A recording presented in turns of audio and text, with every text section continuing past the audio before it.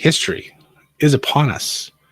Monday Night Raw will be emanating live from Los Angeles at 8 p.m. Eastern Standard Time. First time ever. Wrestling will be live via streaming. Well, I shouldn't say wrestling. WWE will be streaming because we all know AEW is now streaming on Max as well as TBS when they do Dynamite on Wednesdays. But for WWE side, this is the first time ever that they are off of either USA or TNN/Spike TV. It's a big deal for them. My name is Scott. I am 1/3 of ATR's War. And tonight I will be your host. We might have ourselves some special guests tonight, or it might just be me for however long Raw is going to be. It's going to be 2 hours. It's going to be 40 minutes. It's going to be 3 hours. It's going to be 5 hours. Who knows? It's going to be fun. So before we get to the show tonight, please make sure you follow us on all of our socials. We're on YouTube, on Instagram, on X, on Facebook, Threads, pretty much you name it. We're pretty much there. So sit back, strap in. First time shows are normally pretty huge. So I very much expect that this show is going to be completely off the rails. So before things get started, I welcome everybody to come into the chat, say hello. It's going to be a good time. I'm looking forward to it. I'm going to do a little bit of housekeeping before we get things going. So don't mind the silence. I'm just trying to get more people to come in and say hello because Raw 13 minutes live on Netflix.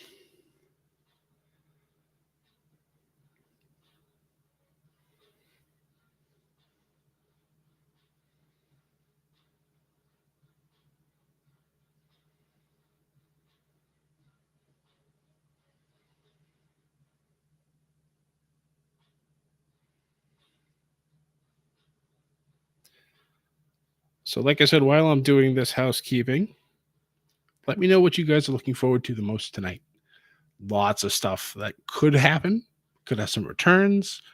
We could have some debuts.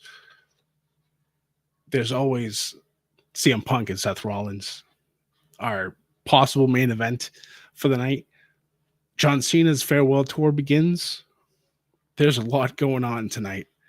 So I'm looking forward to seeing what happens. And I want to know what you guys think. What is the biggest thing on your list for tonight that you think will be happening? So go ahead, type in the chat. Let's chit chat. We got 12 minutes. I can't believe it's already almost 8 o'clock.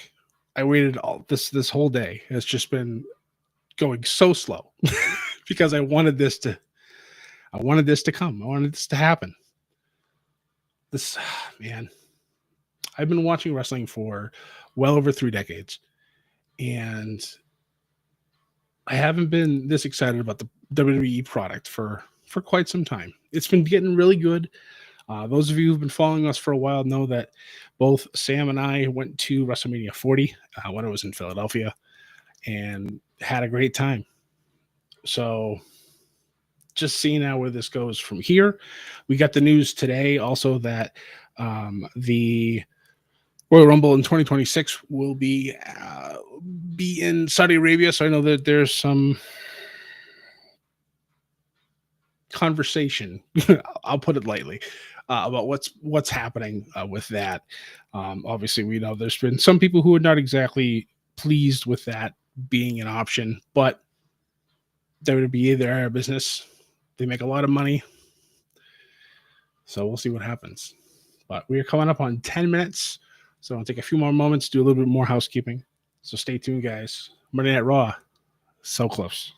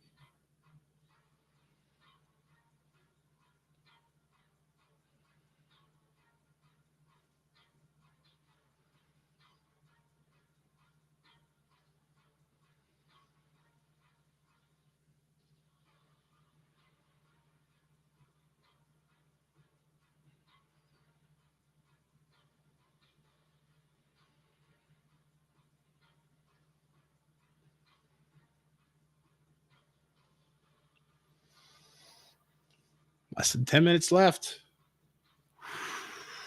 We're getting there. We're getting there. But yeah, so for those of you who haven't been watching wrestling as long as I have, well, it's also kind of funny because everybody in ATR, they're younger than I've been watching wrestling. So we won't say I'm old, but yeah, I guess I'm kind of old. But Monday Night Raw started back in 1993. I do remember watching the first episode. Anyways, and it has had one hell of a run. I believe that, yes, this will be episode 1651.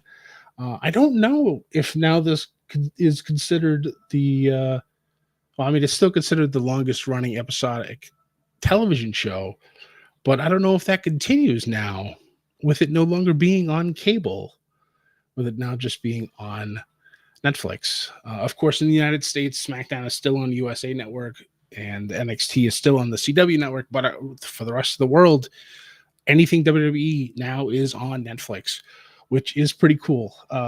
I kind of wish that the United States would have followed suit with that, because already from what I've been seeing for the stuff for Netflix, Raw can be paused, can be started late.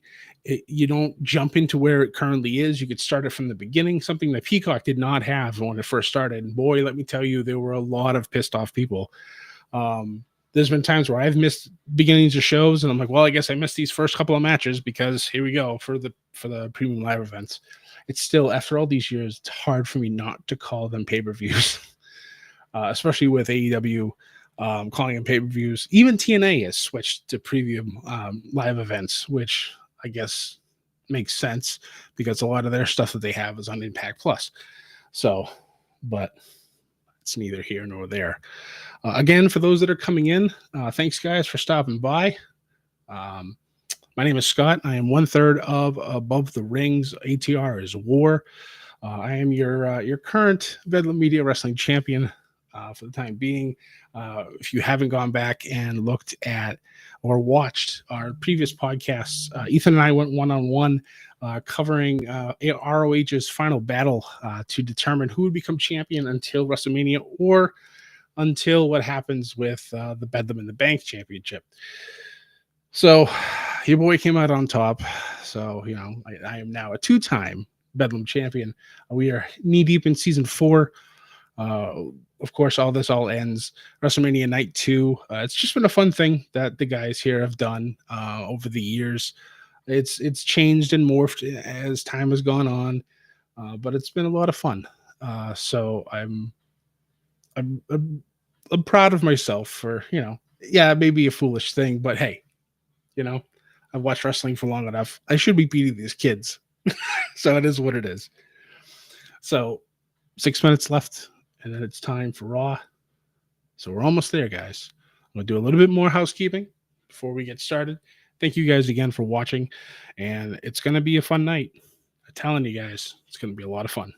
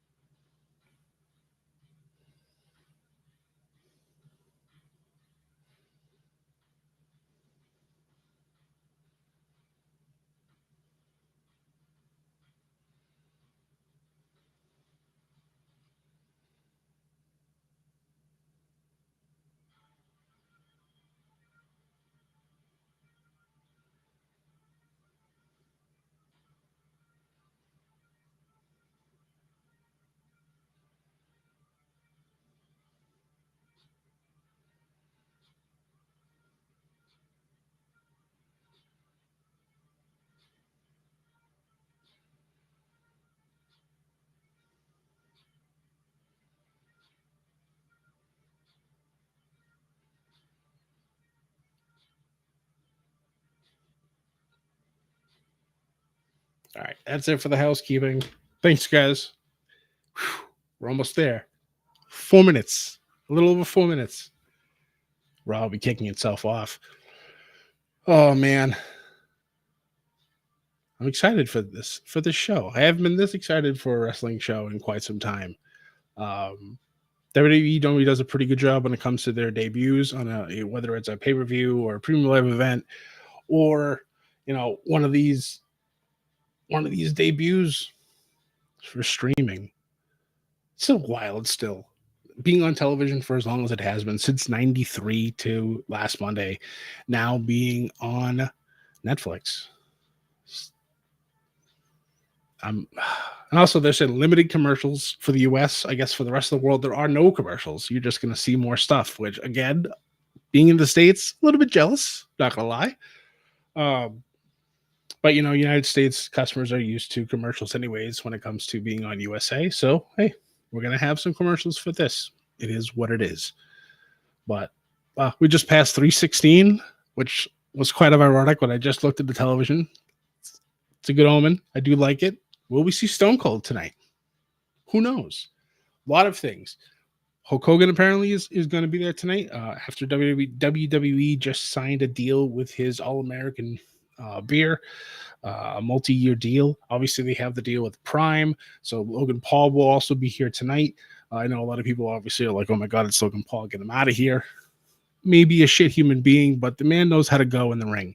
So I got to give him a little bit of credit there. We'll see what else. I'm interested to see what the mat looks like, because there's been pictures that have been floating around where it's a darker mat and there's a whole bunch of different logos around there, stuff for for Netflix and for they've started showing a video. Apologies, guys, didn't mean to stutter my speech.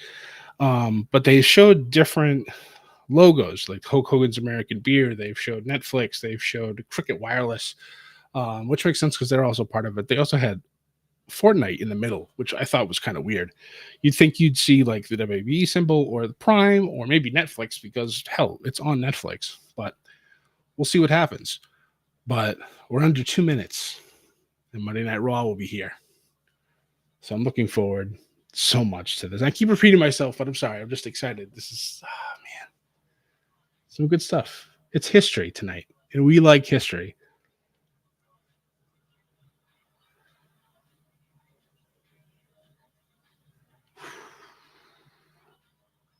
But like I said, guys, what are you looking forward to tonight for, like, what does your main event look like? Like, is it the CM Punk versus Seth Rollins? Is it a debut? Is it a return? I've heard rumblings of Charlotte Flair coming back. I know that makes other people upset. Well, what will we see from the New Day tonight? I'm interested to see if they get a new theme song, because they kind of dismissed the old one, obviously, with everything happening with Big E. I'm interested. I want to know what goes on. And of course, the prospect of the show being 3 hours long again. Obviously, the news also came out today, which I thought was kind of funny. SmackDown will be 3 hours, I think, until around June, sometime in June, and then it goes back to 2 hours. Why? I don't know. But I guess that's what's happening. So it is what it is. But from what they said, Raw is going to be flexible, not on cable, so they can do whatever they want. Will it be 3 hours? Will it be 2 hours? 2.5 hours? I don't know. 20 seconds left, folks. It's almost time for Monday Night Raw, live on Netflix.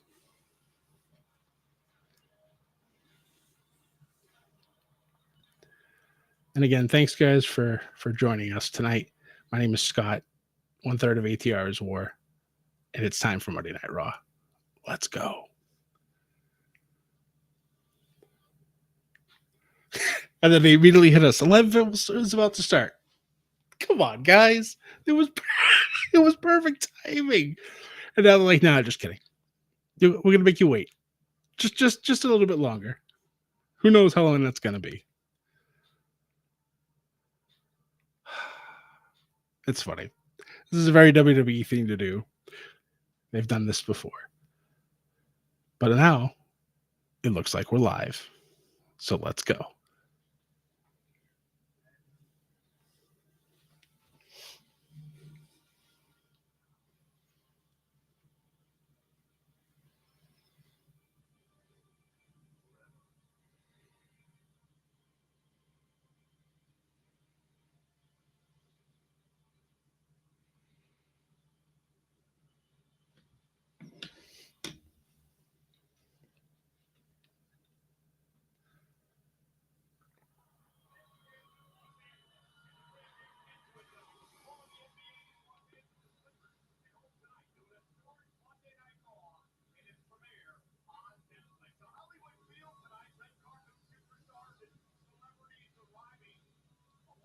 Oh, they get the red carpet feel.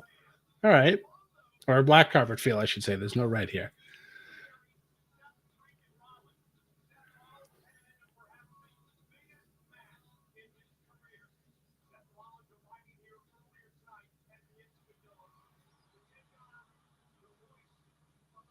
I like the new logo and the font that they're using for everything. It looks pretty nice.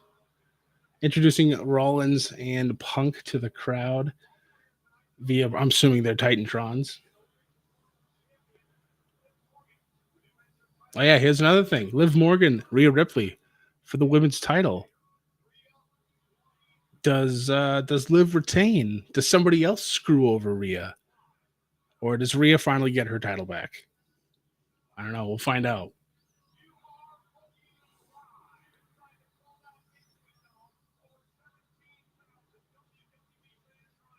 I also love this 17,000 plus. That's fantastic. Oh my God, ladies and gentlemen, right as the show begins, we have ourselves a special guest. It is the SLB himself. Hello, ladies and gentlemen. It is Monday. That's right. You get me not just watching Raw live, you're watching Raw live as we stream. That's right. Can you pick up my audio while we're Oh yeah, I got you.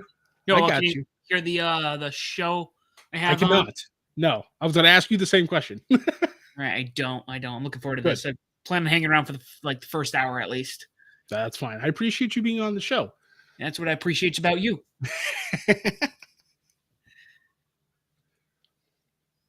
Yeah, they put out this video earlier today that they're actually showing the crowd now. I don't know if you get a chance to see it. I actually did not. All right, then I'll shut up and let you watch it.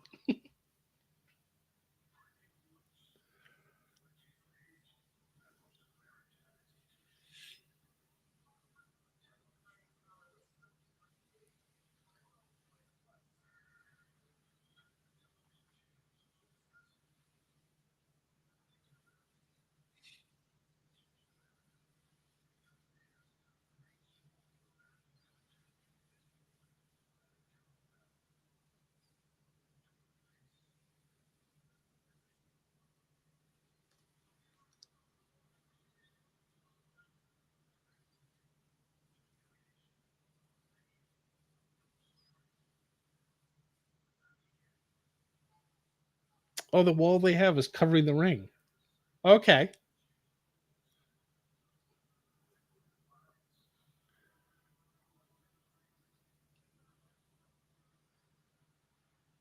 For a moment, I was confused. I'm like, wait a minute, why? Where's Hulk Hogan in all these videos? I'm like, they didn't blacklist him, did he? It makes sense. No, he's supposed to be there tonight because they signed the multi-year deal for his All-American beer. So he's definitely going to be around tonight.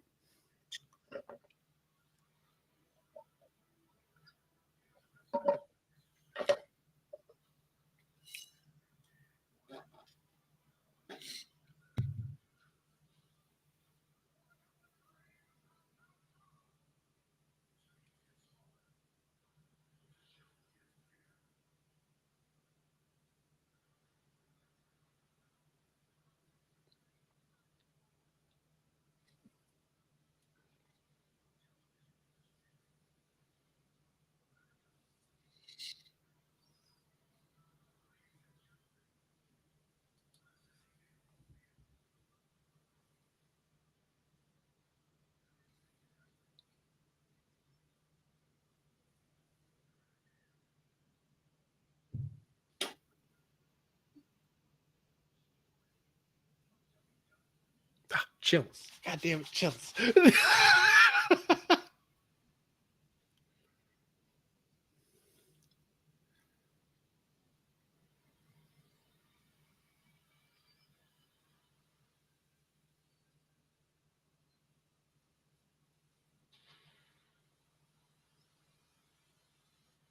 Of course. Of course, Triple H in the middle of the ring.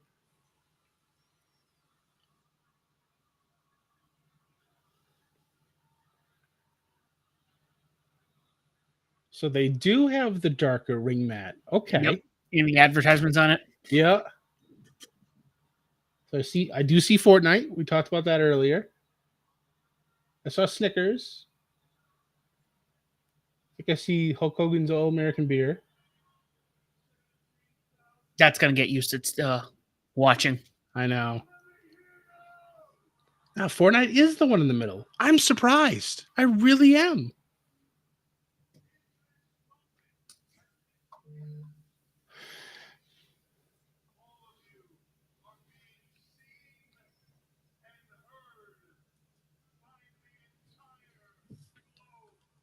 Don't let us down, LA.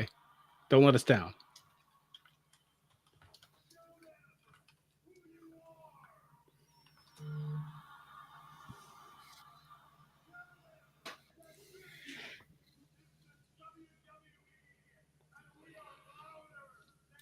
Matt coming in with a chat. Thank you so much for being the first one via YouTube. Saying what's up, fellas? It's a bold ask for what are the chances we get Stone Cold tonight? I mentioned that a little bit earlier. I said, who knows? I mean, they kept talking about Stone Cold. Obviously, he's one of the biggest guys that WWE has ever had. I would love to see him there tonight. Will he show up? Don't know. I mean, this is kind of like a premium live event of its own. So it's definitely greater than zero. Definitely. Thank you once again, Matt, for commenting. Yep. Nope. There's big events like this. Rock, Stone Cold, Hogan. Somebody's gonna show up. Yep. Oh, I like the setup.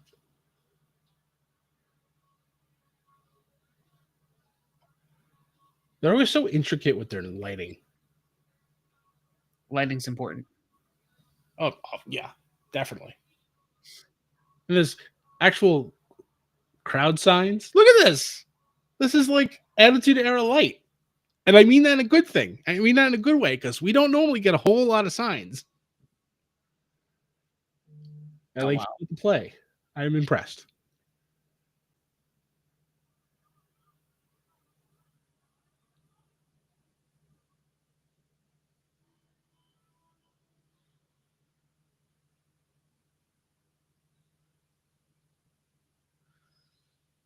I like the new logo. I really do like the new logo. They also have the minimalist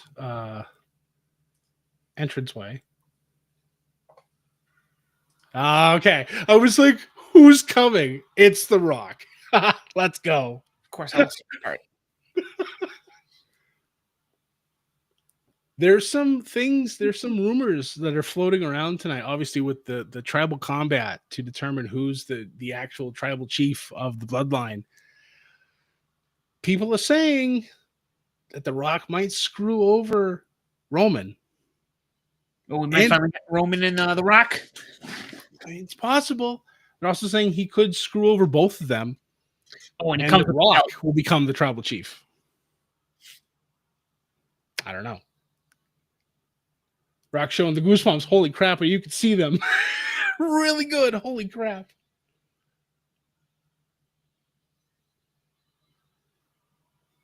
That's awesome.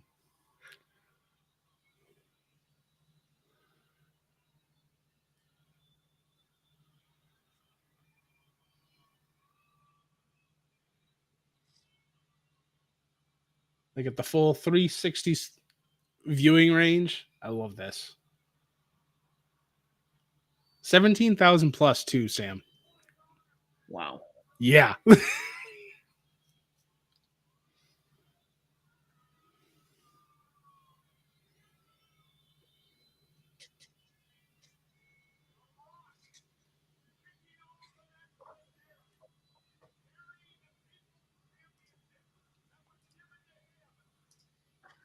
I figured I'd keep my lights on, but let's put an actual light on. I need a ring light. There we go.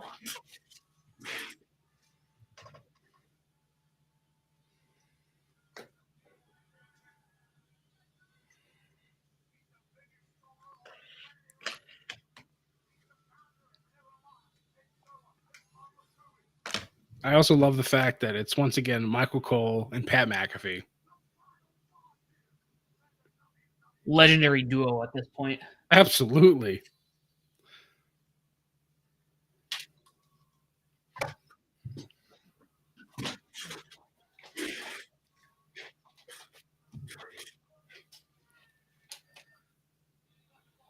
Rock already swearing. 11 minutes in, and the Rock's already sworn. Here we go.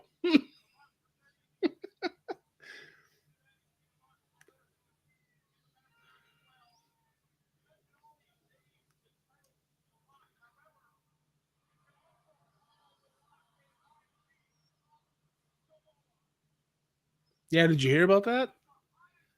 Hear what? The Rock is a legitimate like high chief of Samoa. Like he went to Samoa and he was in a ceremony and like I don't I missed what they said like their highest person bestowed that honor on the Rock. Wow, So it's I like did not know that. legitimate. Yeah. It's insane.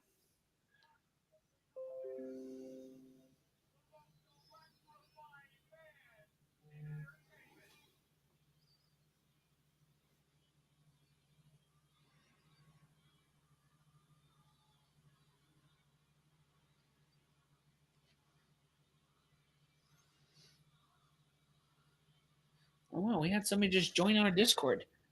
Very nice. Very nice. Where'd it go? Oh, there it is. Arulian? I hope I pronounced that right. Yeah. Welcome to the Discord. Let's keep that going, guys. We have 106 followers on YouTube and a handful on the Discord. Let's make it grow.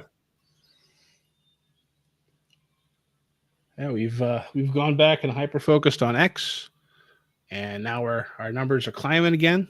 It's good times. Doing stuff like this, getting people in. Good stuff. Looking forward to this. Let's see what The Rock has to say. It's funny, man. Like, he's got like this 5 o'clock shadow. It actually makes him look 10 years older. It's like, don't do this to me, Rocky. I'm already old enough.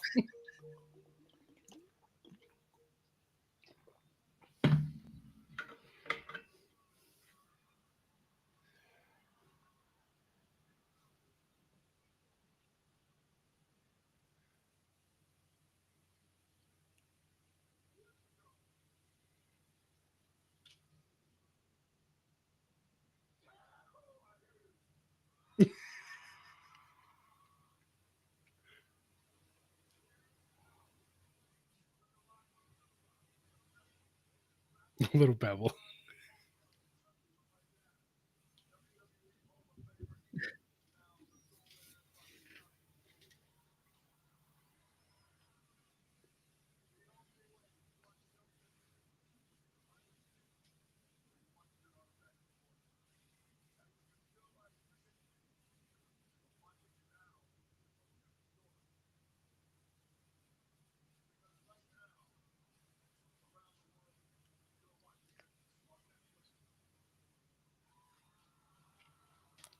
It's wild.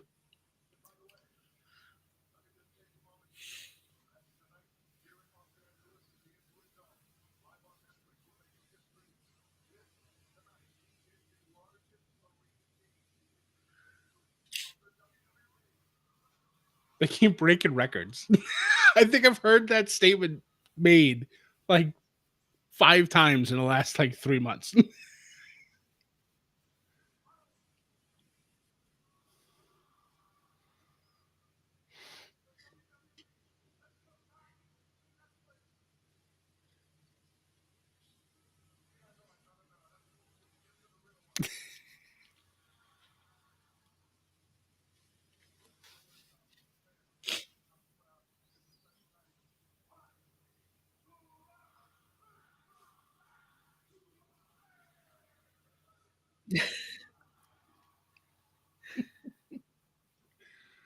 Oh, Good thing he doesn't have to go by a time constraint.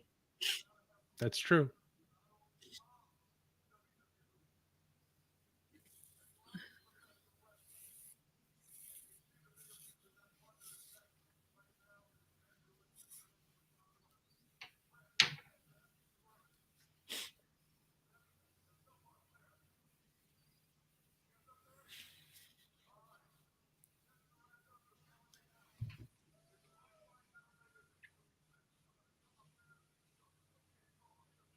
Oh, Jesus. I have to watch season 2 of Squid Games too, by the way. I heard it was pretty good. What? Oh, Squid Game season Yeah. 2. Yeah, I haven't watched it yet. The first one was holy shit. Oh, season 1 was untouchable. It was incredible.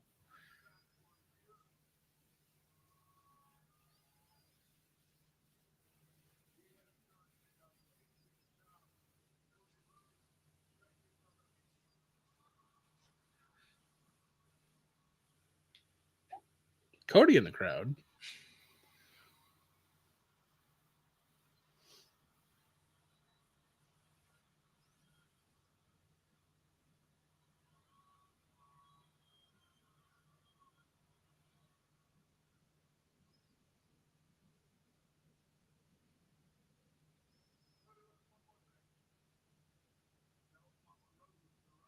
That-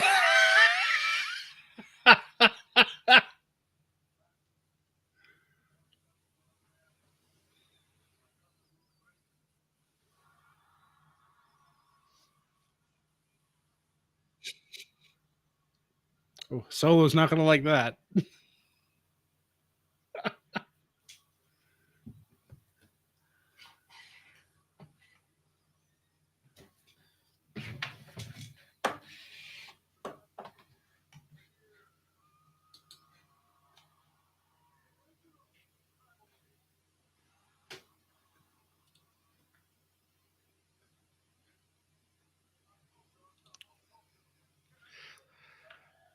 It's a good point, Matt. That's, Rocky acknowledging Roman Reigns, not talking about Solo. I'm waiting for Solo to come out. I really, truly am.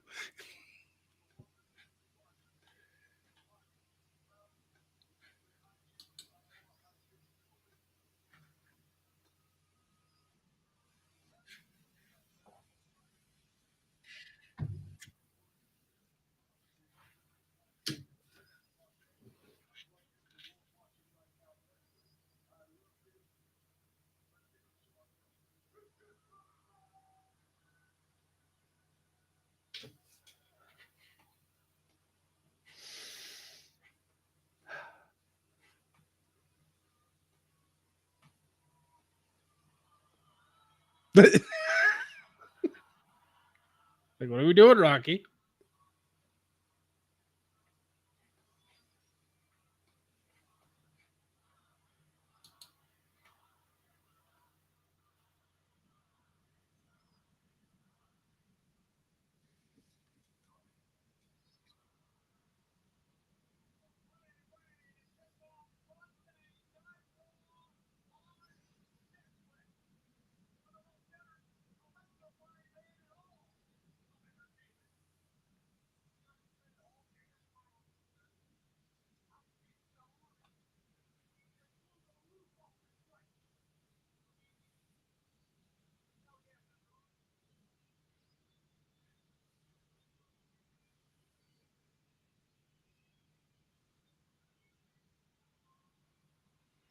So, are we still? I'm assuming we're still dropping advertisements like they do during the PLEs now.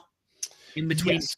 The United States is still going to get commercials, but the rest of the world supposedly is not going to get any commercials, which I'm a little jealous of. But, speaking of Solo, wait, are they kicking off the show with Trouble Combat? Holy shit, they are. Wow. quite the way to.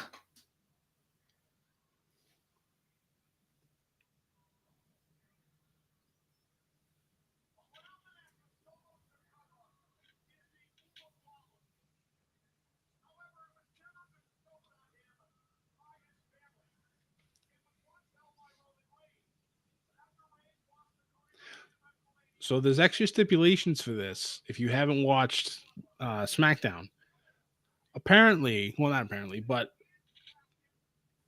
if Roman loses, Solo wins, Paul Heyman has to bestow the Ulafala on him and become his wise man and must leave Roman. That sounds like something that ooh, I almost want that to happen to see what happens. Like that would especially going into Mania season. Yeah.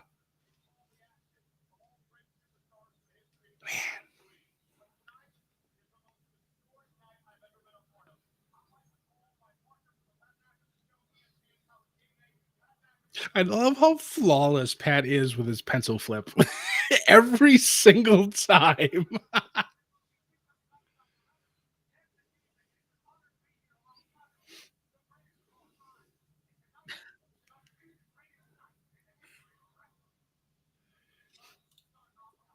So Matt bringing up another good point. The Monday after WrestleMania, Rock comes out and tells Cody that he's going to want a shot at Cody's title. So that's kind of where they left it. So I kind of expected with Cody being there that he would have said something, or Rock would have said something, but nobody said anything. So I don't know. It's kind of up in the air at the moment. So we'll see. We'll see. But he also stating that he hopes that Heyman doesn't screw over or fuck over Roman tonight, which I hope not either. But storyline purpose wise, it could be fun. But I don't know. Roman's coming out now, so Tribal Combat is soon to begin. And we all know with Tribal Combat, there are no rules. So I fully expect everybody to show up in this match and there to be some shenanigans. Somebody's turning on somebody. I just want to hear I hate you solo one time and Jacob Fatu will be the biggest person in the entire planet, hands down.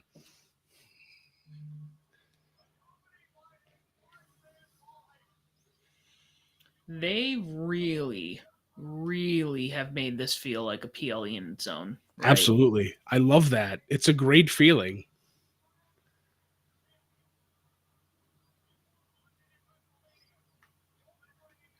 Like, I want them to do this type of like minimalist Titantron entrance as often as they possibly can, because it just makes it feels more intimate. Like, even though we know there's 17,000 people in the arena there, it still feels like more like a tight-knit group. Yeah. That always makes wrestling feel more fun to me.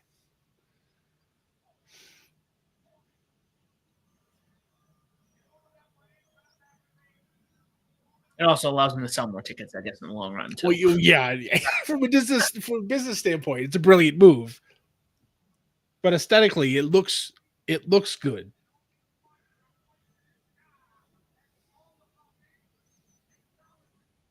They've also switched up the announcers. Alicia Taylor now is the head runner on Raw, and Lillian Garcia has moved over to SmackDown. So honestly, I like that move. I've always been a fan of Alicia Taylor's announcing. She's done a good job. She would probably be like, before Samantha Irving left, she was 1B to Samantha's 1A. So now Alicia has a chance to fully just shine. So, and she also has some of the most ridiculously awesome hairdos that I've ever seen from an announcer.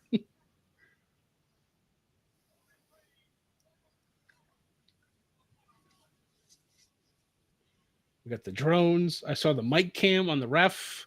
We're going all out tonight, Sam. It's incredible. I would also like to point out that we are in 2025. They're now streaming on Netflix. And out of the 3 leaders from the Monday Night War, Paul Heyman's the one who stands tall. I mean, you'll love to see it. Right?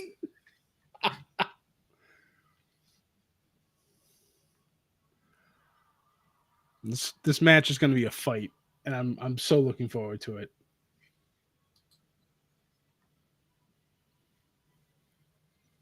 Refs have new shirts too. Is that what I'm seeing?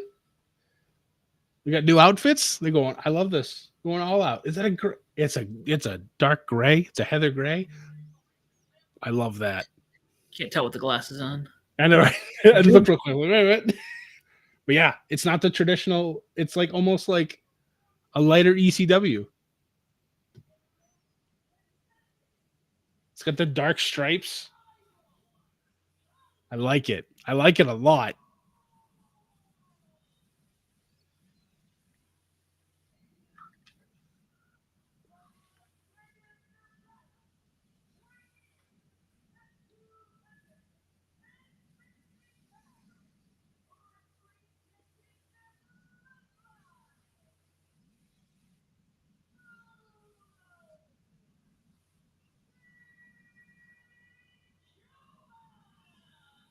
I wonder if she's gonna let Paul do Roman's introduction.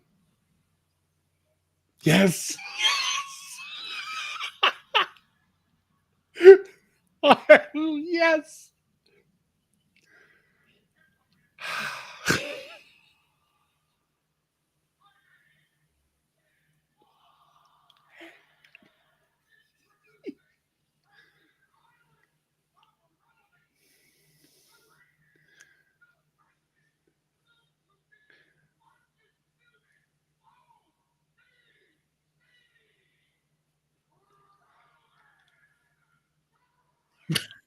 Oh God. Oh, I love Paul. Love it.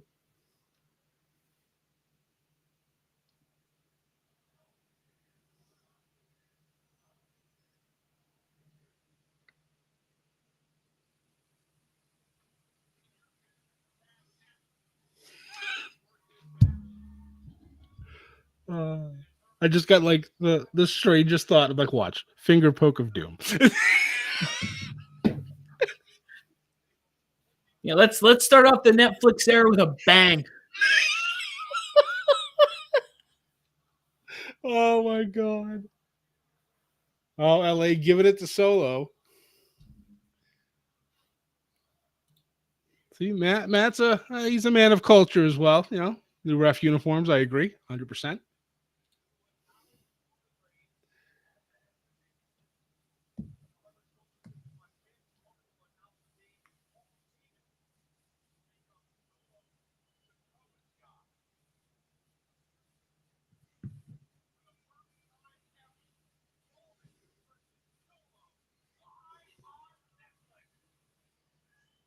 Oh, here comes the commercial for the US.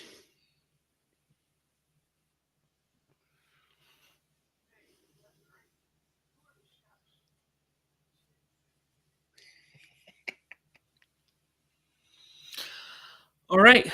Already, I'm already liking where we're going with this. I know. This is looks good. They got the streaming thing all figured out from the boxing match, it seems. Yes, that was rough.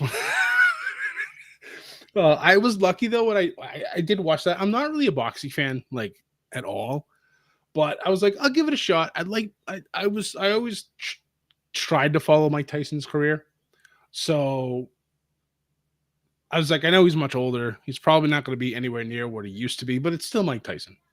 So I'm like, it's free on Netflix. I'm going to give it a shot. I only ran into buffering issues twice, so I was incredibly lucky. A lot of other people did not have that problem. Some people couldn't even watch it because it just, continued to buffer the whole time.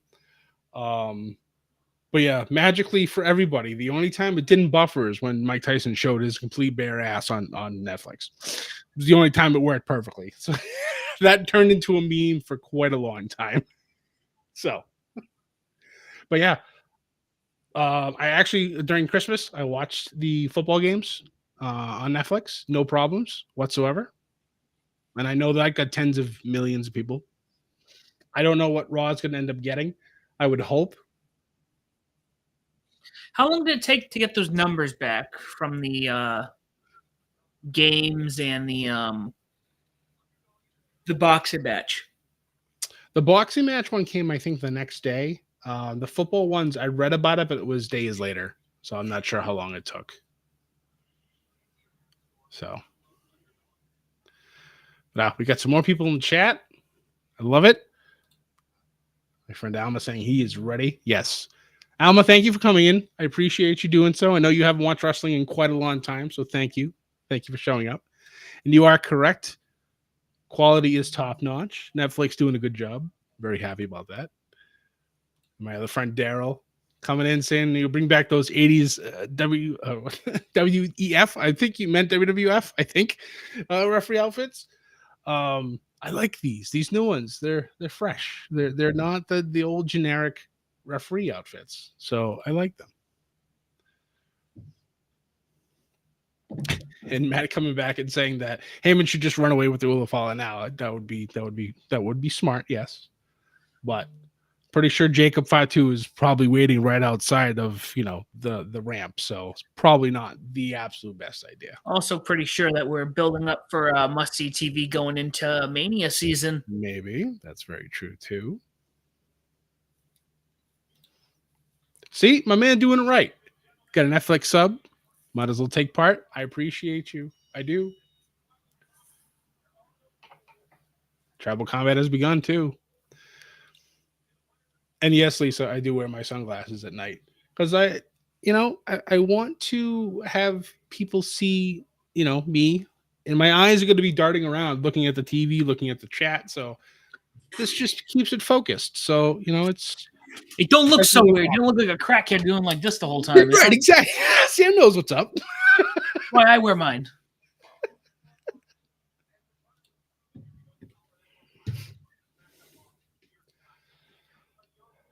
Yeah, it's gonna take me some time to get used to this new ring, like the mats. You know what I will say though? It almost looks more legit now. Because it's kind of like when I watch New Japan. New Japan has all like the advertisements on it. That's true. And I know TNA does the same thing, and they've been doing that forever.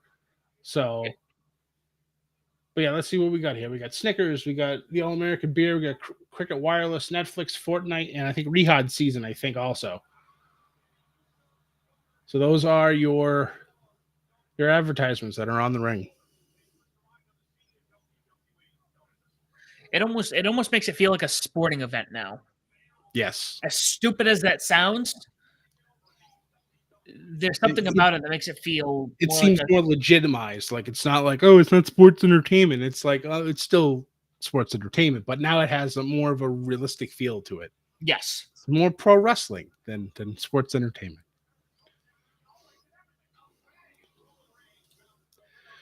I'm trying to sweet talk me already. I'm not wearing my sunglasses so people get lost in my eyes. Believe me, that's not going to happen. But I appreciate you nonetheless. If that was the case, our numbers on the podcast would be high up, the ones when we don't have glasses. That's true. And yeah, that's not true. So clearly my eyes are bringing nothing to this game. So they will be hidden behind the glasses.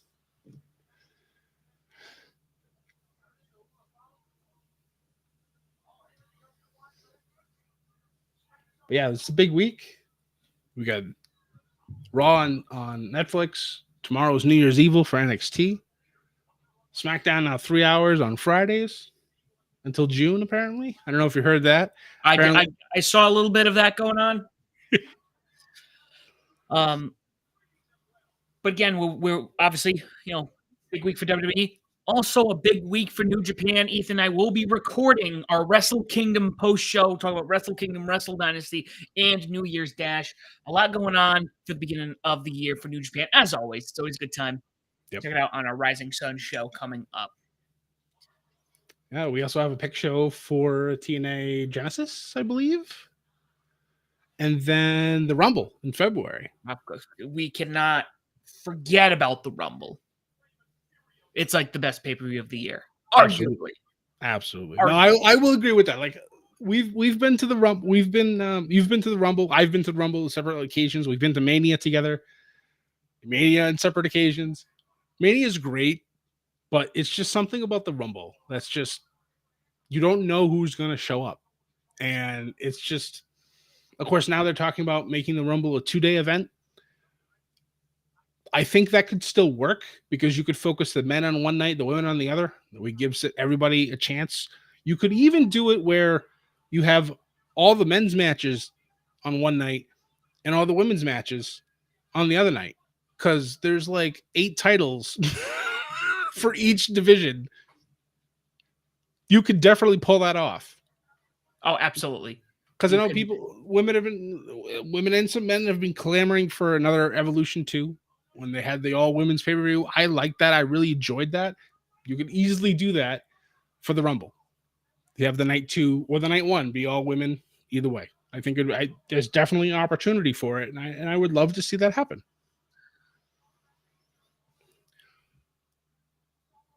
My friend Alma has a question. Sam, I think you can answer this. Where can you watch NJPW? You can watch it on New Japan World. There's a little. It's not like a straight. It's 9.99 yen, which it like is 7 and change, USD. It's worth it. Or if you want to go the route that others can, you can go the Cancer Stream, which we don't advise on because we support the sport that we love. It's true. But it's New Japan World. I wish Ethan was here. I think depending on the event, you might get it on like Triller TV, maybe Fight TV. But then you're paying like per pay-per-view, and that's like 20, 30, 40 bucks. Yep. So New Japan Global, if you want to really start hopping down that rabbit hole. Thank you, Eric, for that question.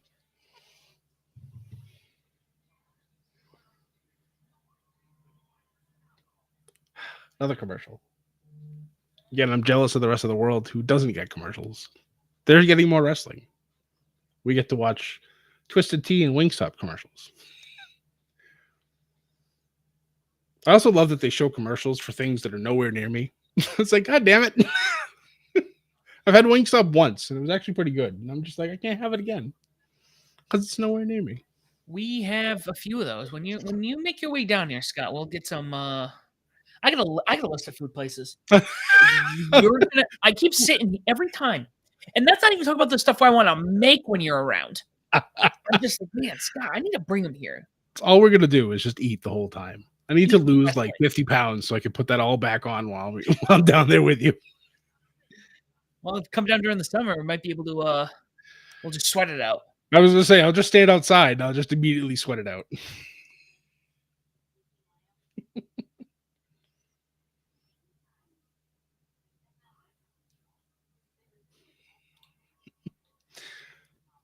Matt asking the good questions, asking if we're gonna get Seth fucking Rollins and CM Punk being the best in the fucking world.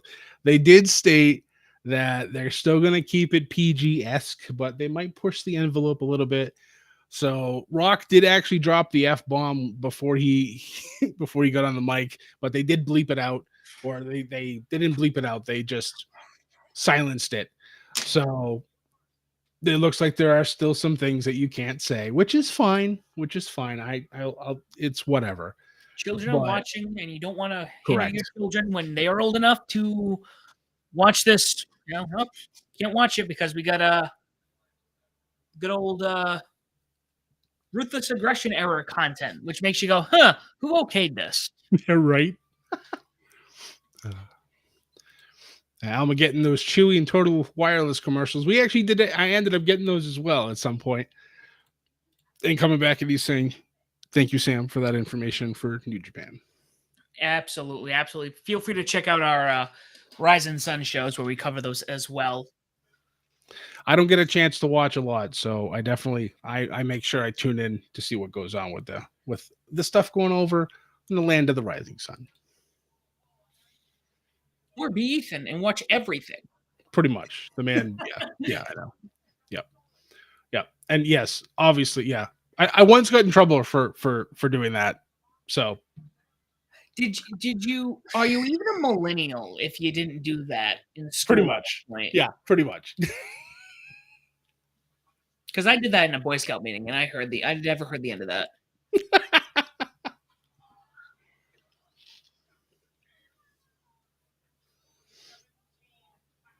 Scott, just out of curiosity, what's the that 35 up there? Is that the amount of viewers we have?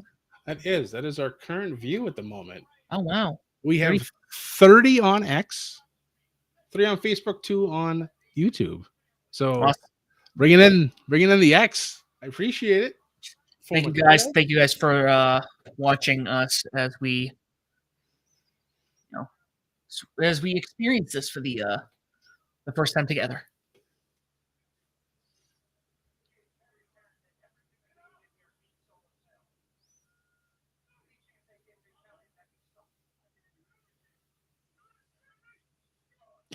Solo trying to do his best Roman Reigns with the trash talk.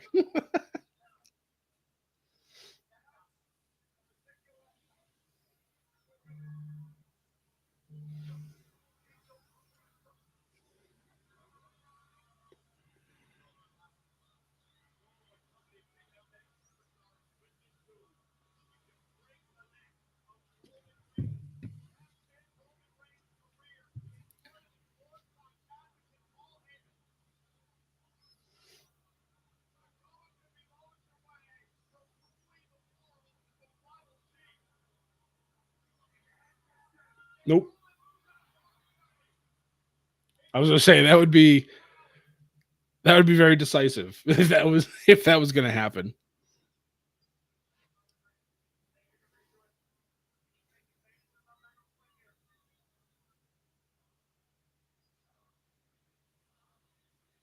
Sam, it's already almost 8:45. Time has flown already. And we're still in our first match of the night. Who knows what they're gonna do for the? I mean, well, you know, but who knows what's gonna happen?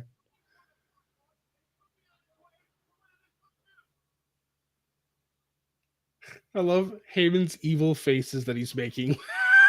That Roman hits Solo with the steel chair.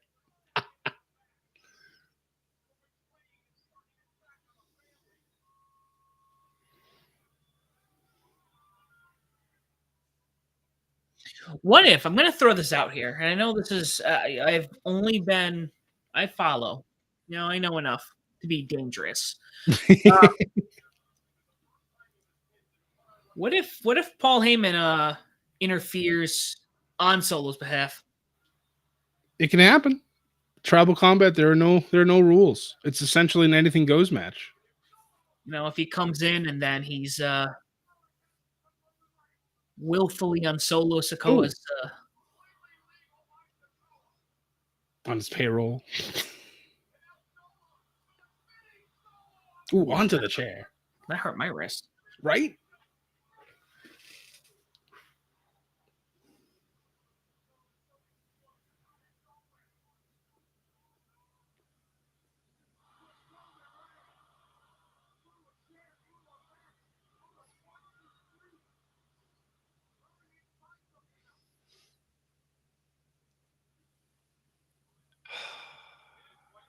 Yes, the other big matches tonight.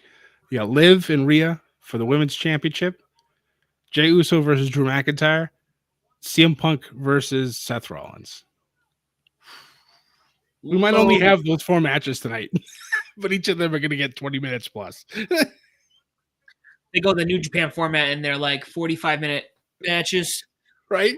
Bangers all night.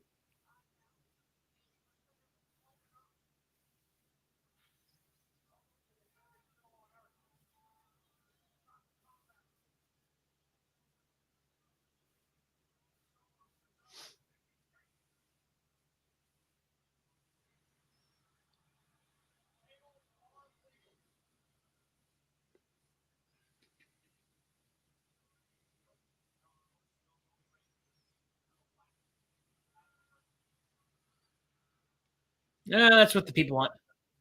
Yeah. We'll drive by. We haven't seen one of those from him in quite a while.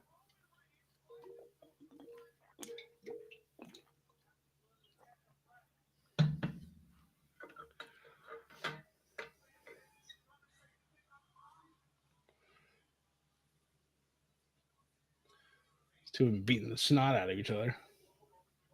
That's how it should be. These matches should always be like this. They need to be believable. Mm.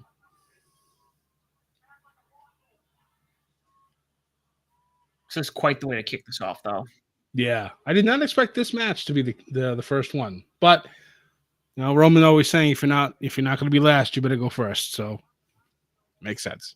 Well, I think it goes back to when AEW started doing the when they started, they were doing the big matches at the beginning of the show, and it's like, well, why? It's like, well, who's going to be up?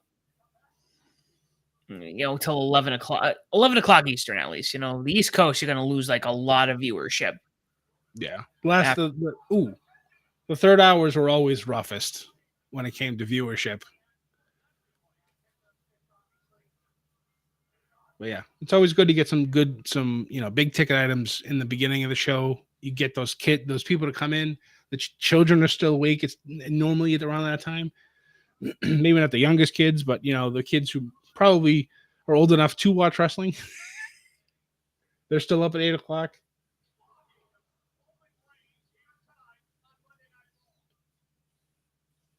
Plus, I mean, it's the first match on Netflix. Of course, it's going to be Roman.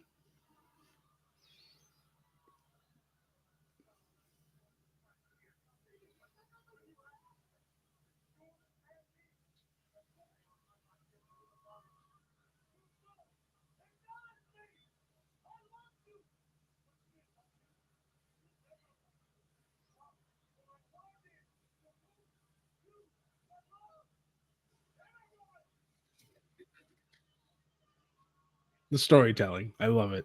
Also, they must have extra mics because he sounds so clear. Yeah, he does.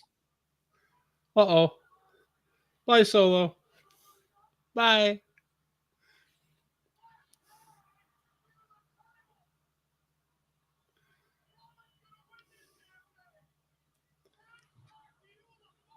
Whoop. Ah, there we go. I knew it. I knew it. The shenanigans have begun. I expect everybody now outside of Jey Uso, maybe even Jay, to appear.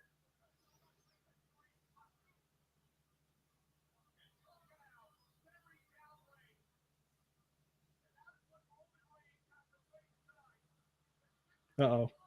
Uh-oh.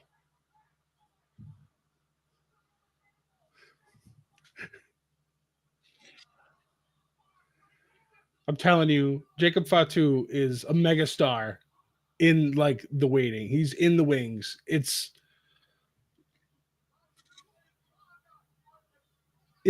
insane how over he is already. Doing shit like this too. A man that size should not be flying around the ring like that. He absolutely has the momentum. He would be one of those people if they just threw the title on him. I wouldn't be mad. Nope. Paul? Okay. I was hoping Paul would pull the ref out, but nope. Oh, green shirt guy's there. Of course he is. Of course he is.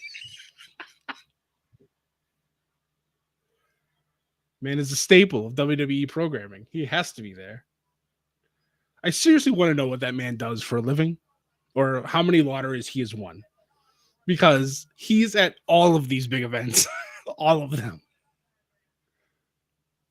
Oh.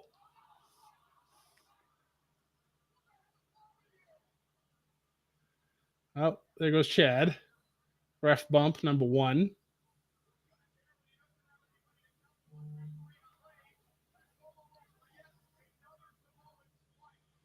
There we go. Finally, some help for Roman. Only took him 5 minutes. Sami Zayn on his way. Oh, I think I see Jimmy. Yep.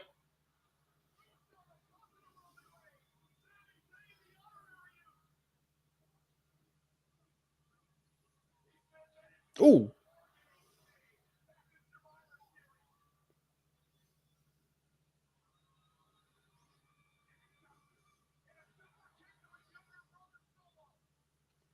Sami's like, excuse me, Roman.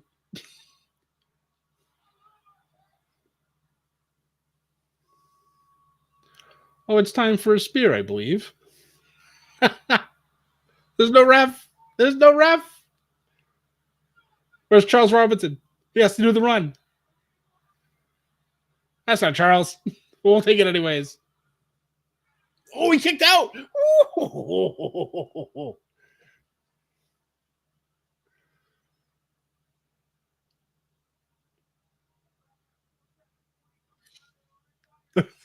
4740. You know what they need to do? I haven't played a wrestling game in a while, but it'd be funny is every time you had a ref bump, another ref came out from the back. That would be awesome. I think the only time a second ref comes out in a game now is during the special guest referee matches. Because if the referee you have or you choose does so terrible, they'll actually kick them out of the match and they'll have an actual ref come out and take their place. That's incredible. Yeah. I love that and they brought that back this year too, because that was around a long time ago and then it disappeared, but they finally brought it back. Kevin Owens? Wait a minute. Well, okay. I understand it, but that didn't expect it.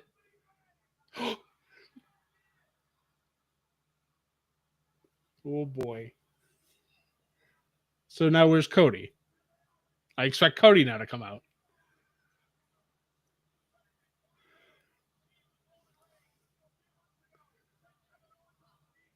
Oh, you're gonna give me a package pile driver on Netflix?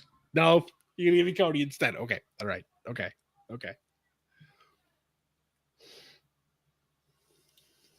Cody in a full suit vest. How else do you wrestle? I mean, that's true. Cody Cutter in dress shoes. All right, okay, all right, Cody, stop showing off.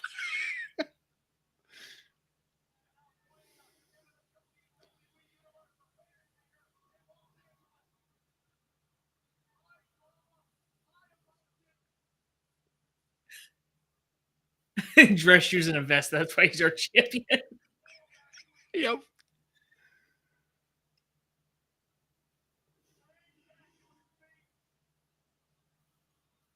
Ooh. Ooh. Swing and a miss. There it is.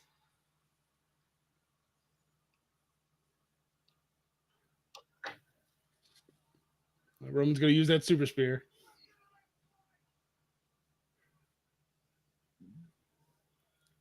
I just saw like a drone just fly around. Goodbye, Solo.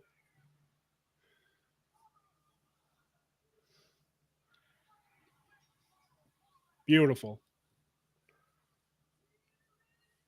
That was a lot of fun.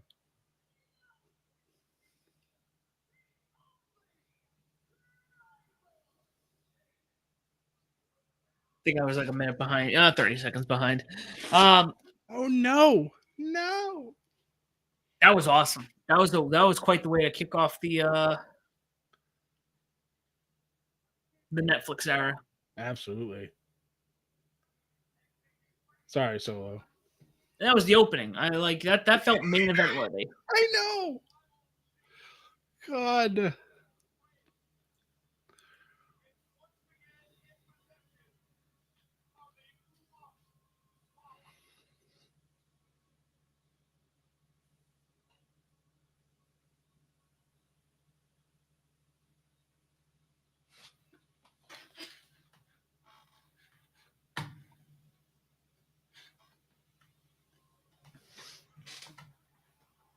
Uh-oh. Uh-oh.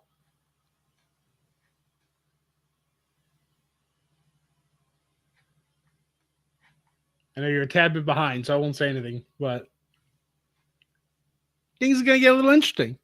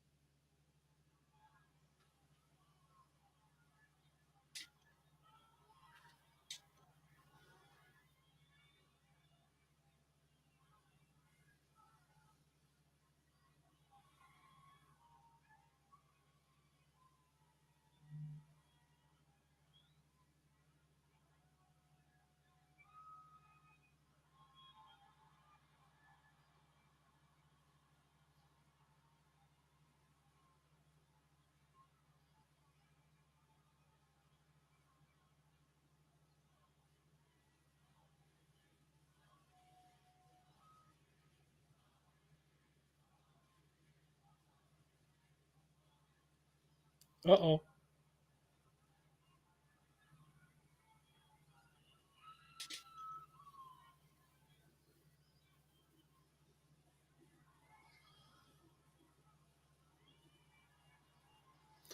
Phew. Get a little nervous.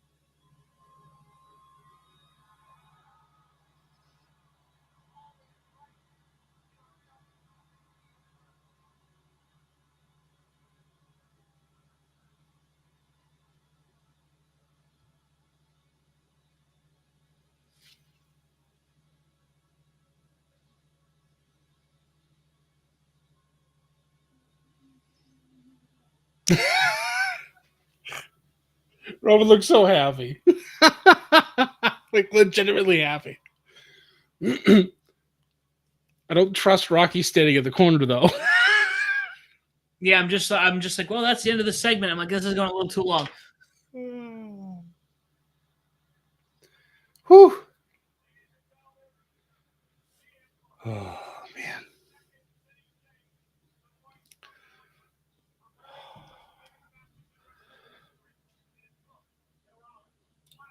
So Matt coming in saying, "Now this means Rock might not be at WrestleMania." I mean, I've heard that as well. So if this is how they're gonna push along the storyline for the time being, I'm all right with that. That was a very good first match. If we only have 4 in the whole night, if it's as good as this one, I'm okay with that. It was. Well, I'm gonna have to catch up on this another time, guys. Thank you so much for spending time. Hang out with Scott for the next couple hours. I have a feeling it's gonna be a great show. Sam, thank you as always. I know you're a busy guy, so I appreciate you stopping by for the hour. And not a problem. And that's why I appreciate you guys. Take care. And as always,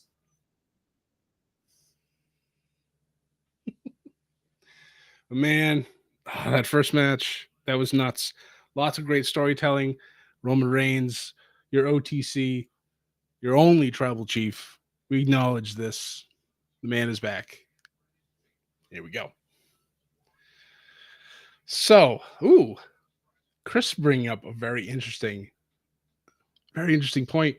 Punk wore that same jacket in AEW when he faced off against MJF. I mean, it makes sense. It makes sense because there was some bitter hatred between those two. So we're gonna have some bitter hatred between him and Seth, adding to the storylines. I like it. I like it. Well, everybody's saying, thank you to Sam. See you later. And yes, of course, yes, for the Horde. But we're on a commercial break here in the States. I don't know what's going on in the rest of the world. Hopefully, you guys are getting backstage interviews or something. But we all have our second match next.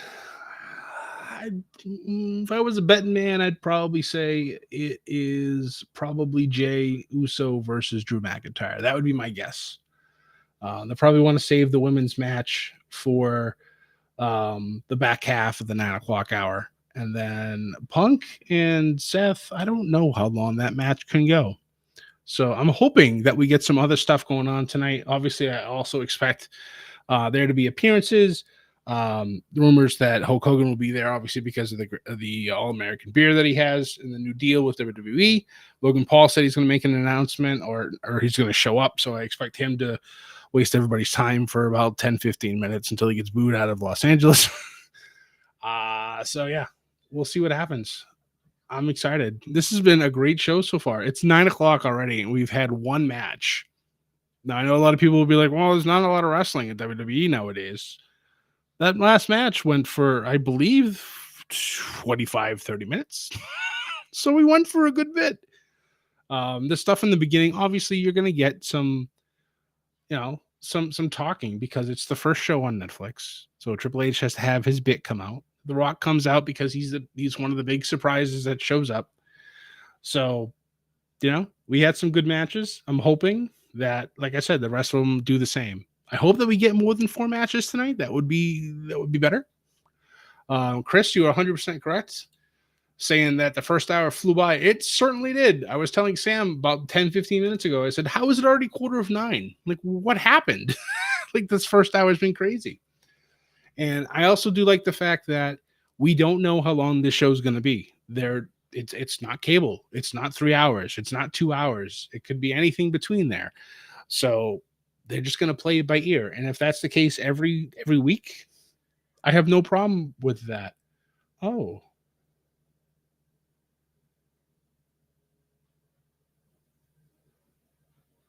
The promos, the video packages for good old Pentagon. Yes. I hope he makes an appearance tonight. If he's just going to be called, it just said Penta on the mask. So is he just going to be called Penta? Which honestly is 1,000 times better than his AEW name. The old school Lucha Underground guy in me wishes he'd be Pentagon Jr. or Pentagon Dark, but I believe AAA, I think, has the copyright on those names, which is fine.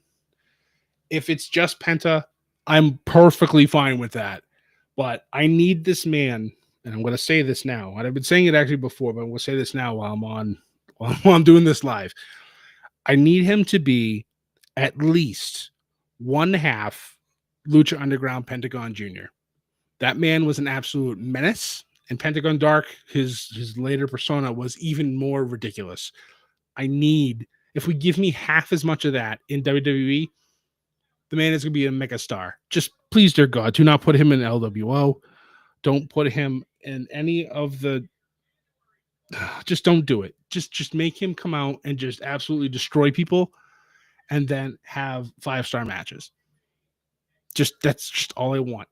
He is on the older side. He's only probably going to give us 3 to 5 years. Probably let him have a good run, please. The man deserves it. He is a phenomenal luchador, and he deserves to get some good matches and high billing when it comes to his booking in WWE. That's my hope, anyways. If he ends up going to like LWO, then there will be tears. But man, I'm very happy he's here. Obviously, we all expect Ray Phoenix to follow suit once his injury time runs out with AEW. And then we get some Lucha Brother action. And I'll be okay with that too. So, but yeah. Whew. First hour of Raw has flown by. Roman Reigns, your winner over Solo Sikoa. Claiming the Ulafala, being the only tribal chief. All is right in this world. Again, for those, I know it's been a hot minute. For those of you who are just joining us now, my name is Scott. I am 1/3 of ATR's War. Thank you for coming. Thank you for watching Raw on Netflix for the first night together with us. We appreciate you guys have been absolutely killing it in both the chat and the views. It's been wonderful. It's been great. So I'm looking forward to seeing what happens the rest of this night, what happens going forward. We might not do this every week. I definitely wanted to do it for this week to see, how the first show would be. But I don't know. Maybe we'll do this every week. So far, things have been going pretty well. I've had no issues with Netflix. It's been no buffering. Everything's been great. So we'll see. Speaking of luchadors, Rey Mysterio wearing an Eddie Guerrero mask. I do miss that man. Eddie Guerrero, man. Ugh. War Raiders here as well. Our World Tag Team Champions, LA Knight as well. The stars are out.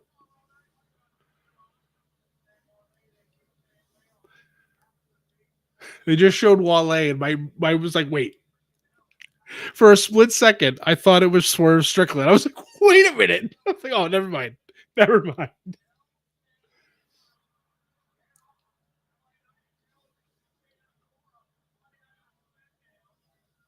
I like that they brought the SmackDown guys over for this. You know, it's a big deal. So, and the rest of the world gets to watch SmackDown and NXT on the USA Network.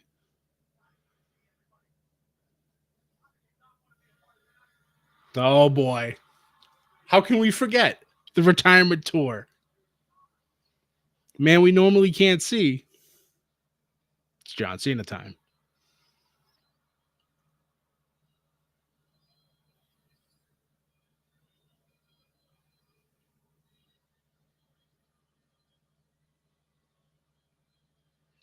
John, you can't be emotional already, man. You haven't even got to the ring yet. God damn it.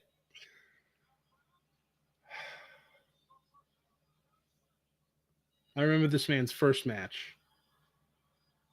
I've seen his entire career from start to finish. It's insane to know that this year, 2025, will be his last year ever as a professional, well, full-time professional wrestler. Even though he technically hasn't been full-time in a long time, but this will be the last of his in-ring career. It's insane. If he's not inducted into the Hall of Fame at Mania, I don't know what they're doing. If maybe not this year, but definitely next year, because his last matches will be in December. So this will be the last of everything for John Cena. Oh, and they're even showing the droid stuff outside. I saw a video too where they had everybody, not everybody, but they had a whole bunch of different logos for all the different wrestlers with all the drones. So LA pulling out all the stops.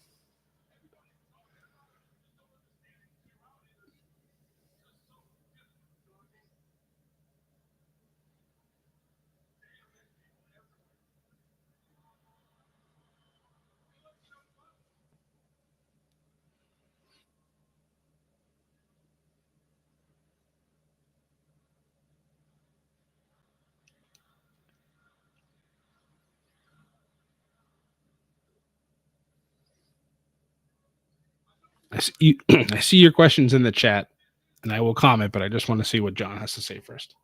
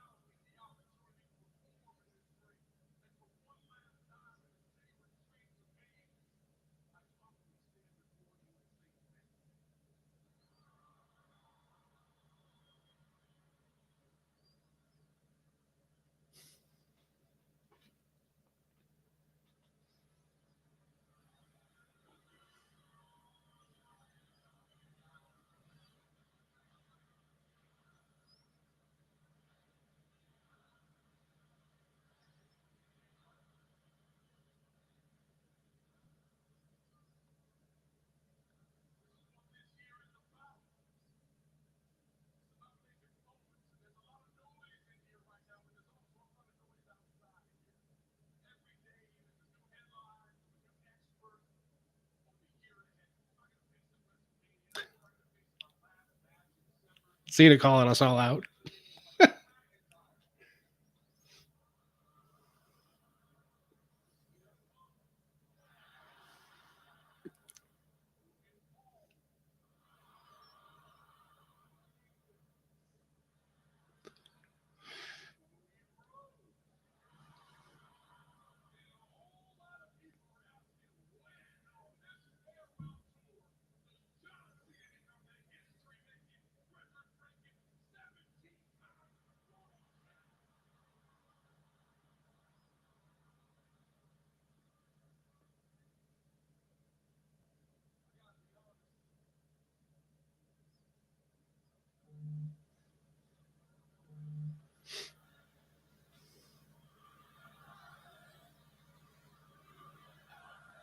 Yeah, but I know Johnny's going to want to earn it first.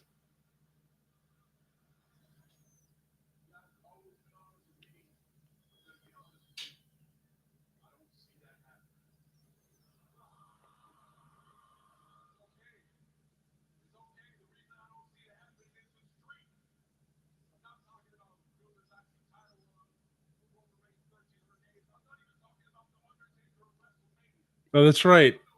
Cena's got like a 6-year losing streak.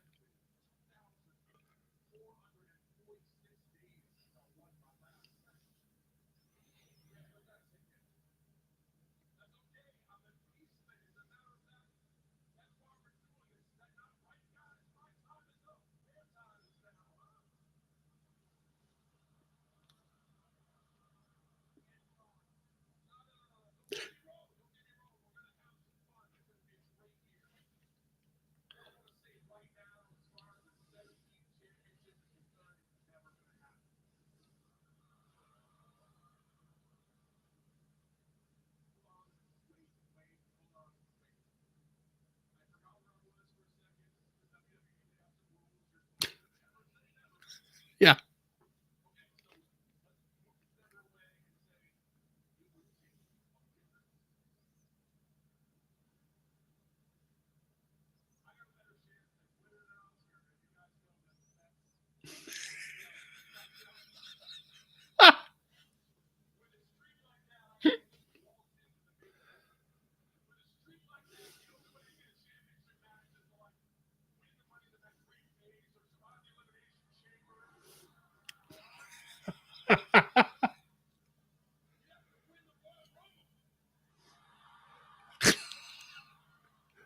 After all these years, Cena still has everybody in the palm of his hand.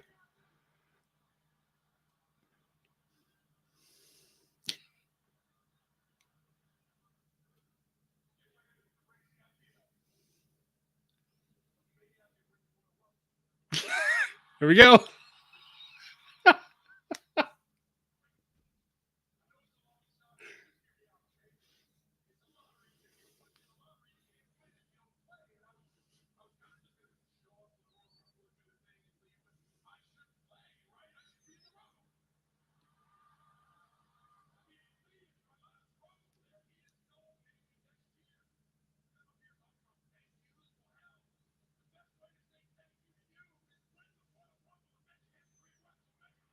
Man, that would be insanity.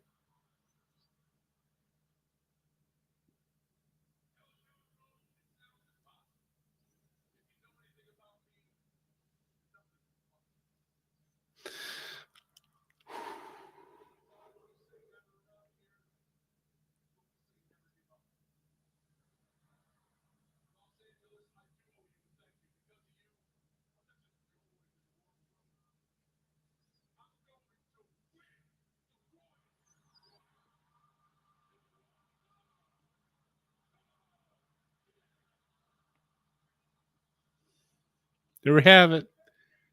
Our first entrant into the 2025 Royal Rumble. John Cena making the the claim that the man's going to win the Rumble and go on to challenge for the title or a title at WrestleMania in Las Vegas.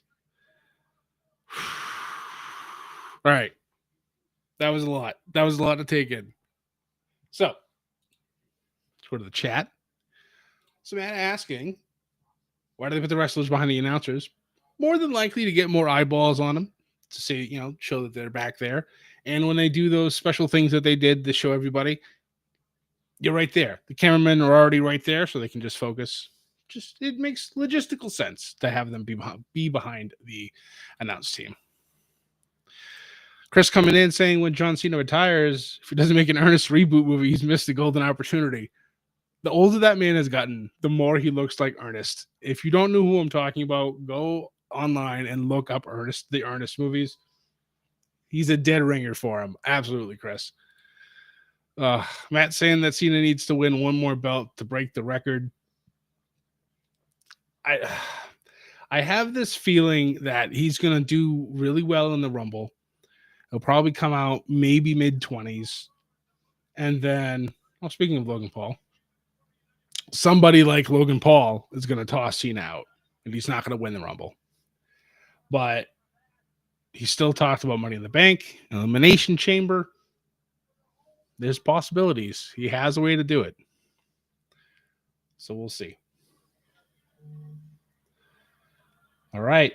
Second match is up next to be for the Women's World Championship. Liv Morgan of the Judgment Day taking on Rhea Bloody Ripley. So it makes me wonder, is somebody else going to screw Rhea out of this title? Or is Rhea finally going to get the best of Liv and get the title? I fully expect that with the transfer window that they're calling it open, that we will move one or the other to the other show. It would make the most sense, I think, if we're not splitting up Judgment Day, to move Rhea over to SmackDown, and keep Judgment Day together still on Raw. But if they're going to break up Judgment Day, then I could definitely see Liv and probably Dominic, maybe even Raquel, move over to SmackDown. So we'll see. This is going to be ridiculous. Obviously, there's going to be shenanigans. People are going to get tossed out. It's going to be fun.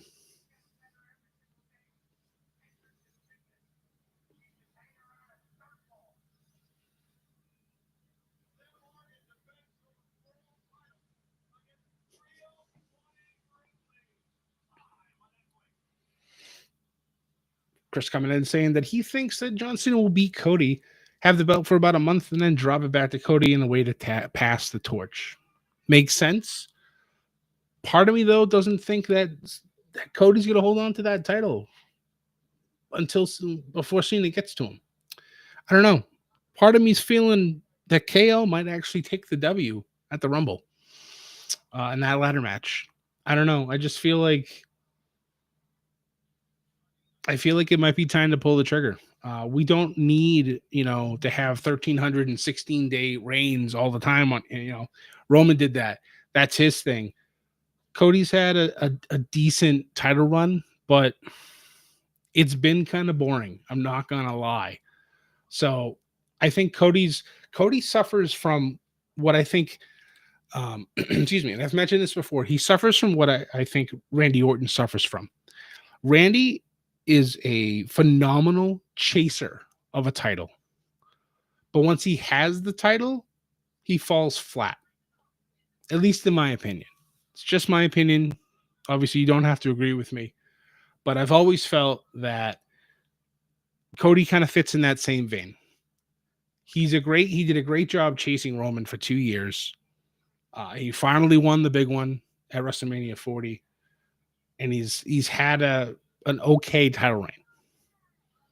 But it hasn't been all that great. Like, it hasn't been, you don't look at him and go, okay, who's the serious contender to actually defeat you? With Roman, you saw that a lot. You had some dull moments, obviously, because the title reign was so damn long. But they always found a way to spice things back up. Cody really hasn't had that. So, I don't know. That's just my thoughts. I would like to see KO get one more title run before things are said and done. Because I don't know if he's signed a new contract. Who knows? He might retire. Who knows? Kevin Steen might come back and he goes to AEW. I don't know. But I feel like this might be a good time to pull the trigger on Kevin and let him have a title run one more time. So, but that's just my thoughts. We'll see come the Rumble. Still weird that the Rumble's in February, even though it's on the 1st. But we'll see what happens. But as we wait for these commercials, which again, I envy the rest of the world who doesn't get to have commercials on Netflix. Liv and Rhea. Another storyline that has definitely had its ups and downs. The injuries to both of them have definitely furthered the stories. But yes, it is time for that to finish as well. I don't really have a preference as to who I think should win this match. I thought Liv's done a decent job as champion. Obviously, Rhea's done a great job as champion as well. So, but yeah, we'll see. And Chris also is coming in, as I had mentioned, that if he doesn't resign, if Kevin Owens doesn't resign and goes to AEW, Kevin saying that they could extremely use Owens right now. That's very true. Will that happen? I don't know. I don't think it will. I think Kevin's too comfortable with what's been happening in WWE. Again, this is just my guess. I don't know. I don't know Kevin Owens. I wish I did. I think that'd be really cool. But I don't know. We'll see what happens. But it was nice to see him during the tribal combat. That was unexpected, as you guys saw from my response to when he showed up. But yeah, his match with Cody's going to be good. They got a whole month to continue building on this. So I love how they keep pulling out all these actors. Of course, it is LA, so it's definitely going to be happening. But oh my God, Macaulay Culkin.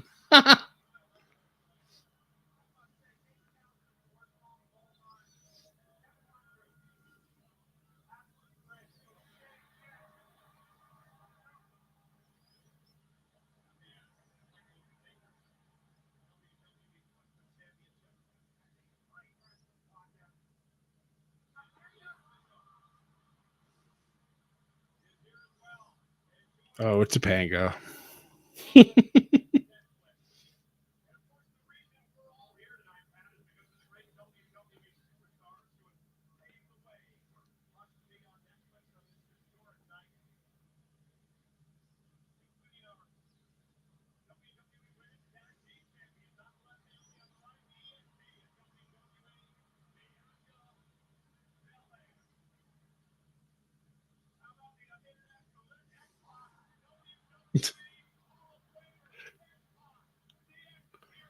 Uh-oh.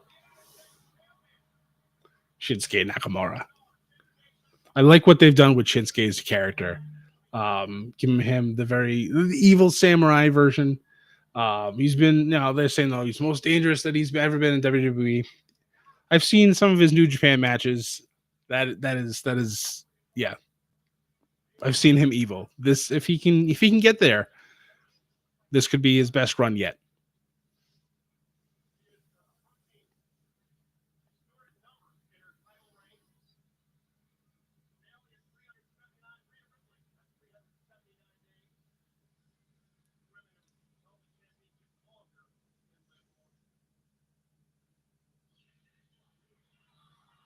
Oof, the pop for Rhea.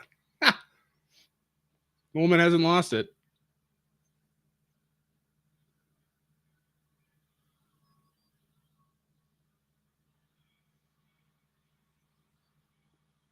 My group chat's going absolutely insane for Rhea, which obviously, guess it makes sense.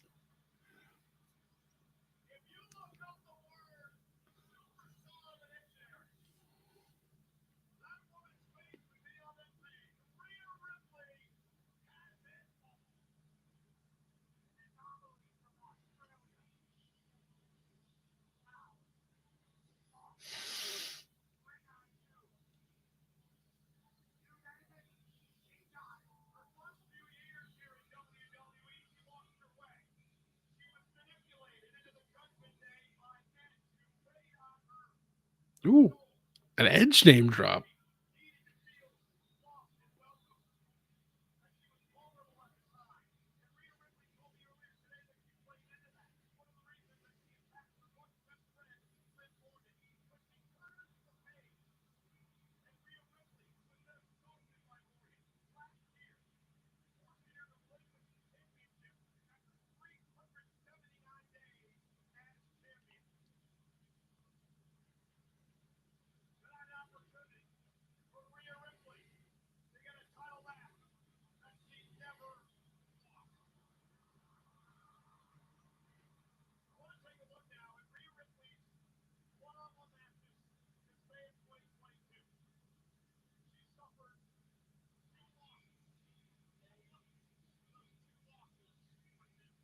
Both to Liv Morgan. Both because of Dominic Mysterio.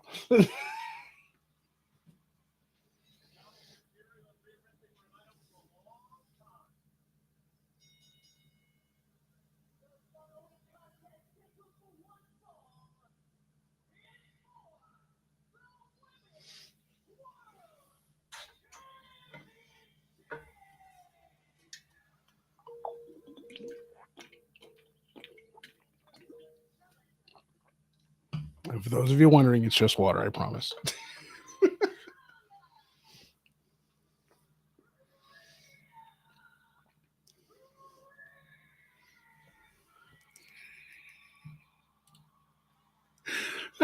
Mine almost did too.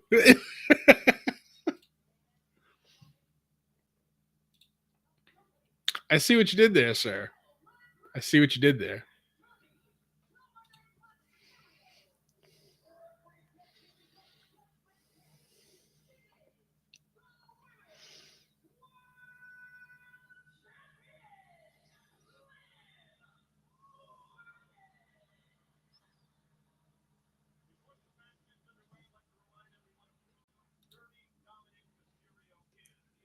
I did. Chris asking if I saw that JoJo did a one-off ring intro before a Collision. Yes, and a lot of people mistaked her for Samantha Irving. And please, people, do a better job.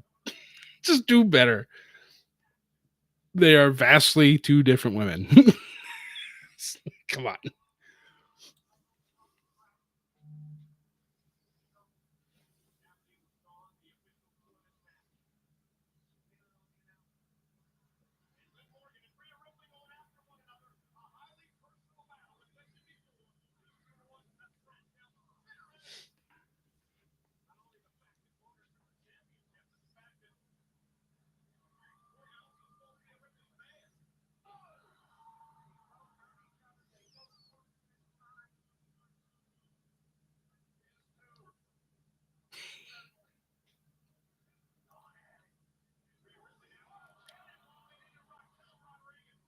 And Raquel's dead.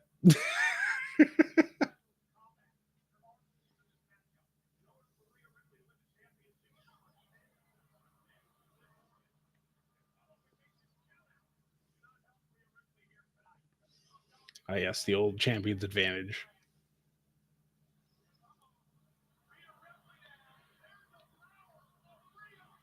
Ooh. Ooh.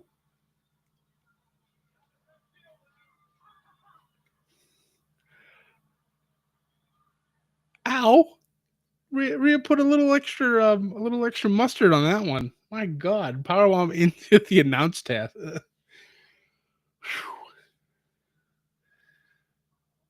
Oh man, they've had a great rivalry, but makes me wonder if there's a little extra animosity here tonight, folks.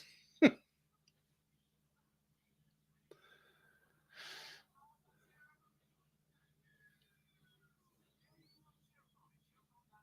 it's crazy. It's already 9:30. We're halfway probably into our second match of the night. We had John Cena come out, say he's entering the Royal Rumble, saying he's going to win the Royal Rumble. So, I mean, I don't think it's gonna. Like I said, I don't think it's going to happen. But what if it did? I don't know. Makes you wonder if that would be. I don't know. Let me ask you guys. Do you think that would be a waste of a Royal Rumble winner to have Cena win his last Rumble going into Mania at Vegas? Let me know in the chat. I want to hear. I want to hear what you guys think.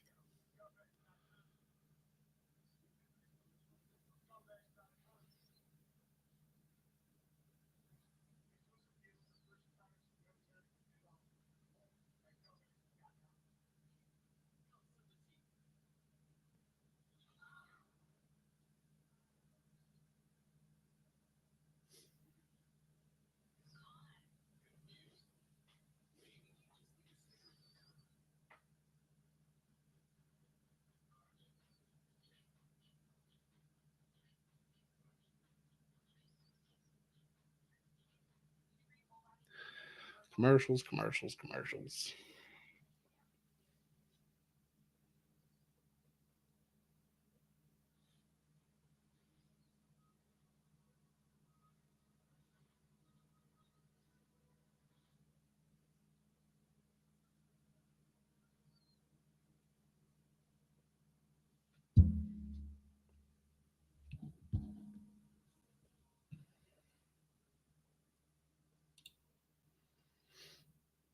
Chris kind of coming in saying he thinks he's definitely going to beat Flair because I think of Flair's legacy. Cena's been a better vibe for TKO than Rick. Understandable. All right, that makes some sense. So we'll see. Yeah, if he pulls the trigger.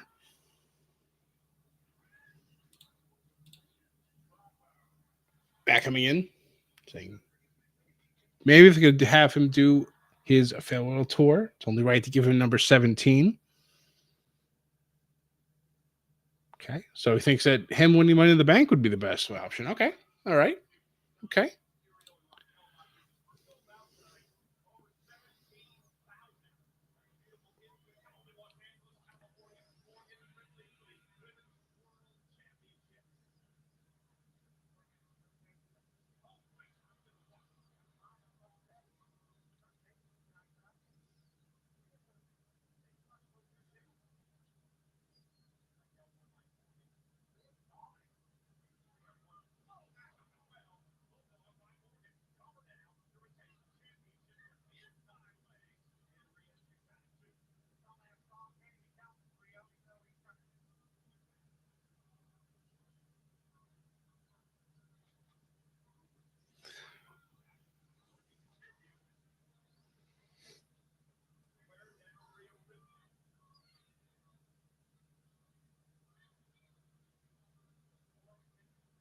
Yeah, I definitely think they added extra mics because we're mentioning during the tribal combat match that you can definitely hear Solo a lot more clear. And they're doing the same thing here with Rhea talking, Liv talking trash to Rhea. Woo, words difficult.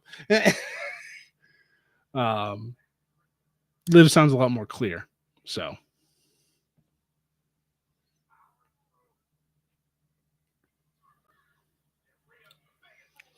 slightly changing the subject, Chris, thinking that we're still going to end up having Punk versus Roman for the custody of the Wise Man.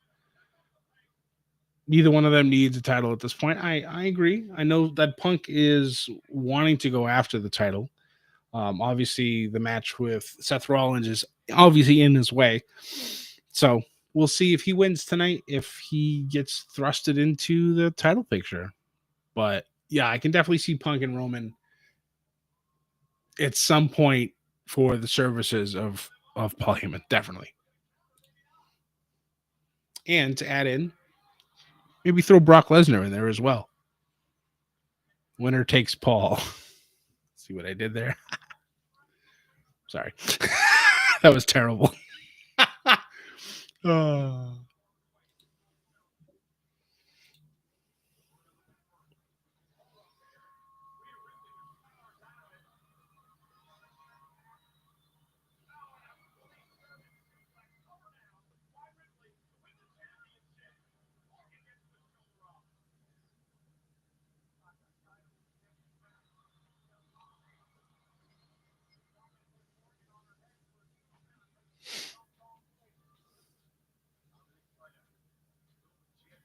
Yeah, it looks like I guess we only have the two other matches: Jey Uso and Drew McIntyre, and then Seth Rollins and CM Punk. They're not talking about anything else, so we'll see. We'll see. Yes, Matt, we can definitely have this conversation talking about a possible faction between Owens, McIntyre, and Rollins. Yes, haters for hire is what I end up calling them. These guys, my God, I've seen things on the internet talking about this could be the new NWO. This could be stuff like that. Like putting these three together would be awesome. So, but and I agree with Matt also saying this. Owens going after Roman tonight, not on the big card. Exactly. I was very surprised to see KO get involved in Roman's match, but he also has the issue with the bloodline, and why he would help Solo, I don't know. Well, kind of do, because of everything Roman had done to him. So I guess it makes the most sense. But I don't know. But yeah. Oh, Riptide. Ooh. And Liv kicked out. Well, shit.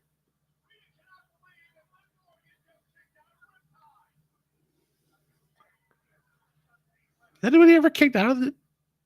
I don't know if anybody's ever really kicked out of that before. Besides maybe Charlotte Flair, because I think she kicks out of everything. I think it's mandatory. It's probably in her contract somewhere.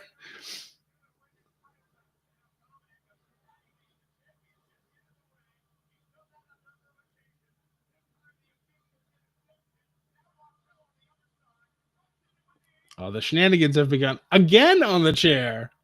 The Oblivion.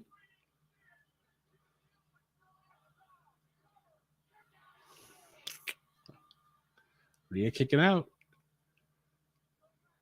So both have kicked out of each other's finishes. This truly is a PLE feel. It truly has that PLE feel. Because now everybody's finishes are getting kicked out of.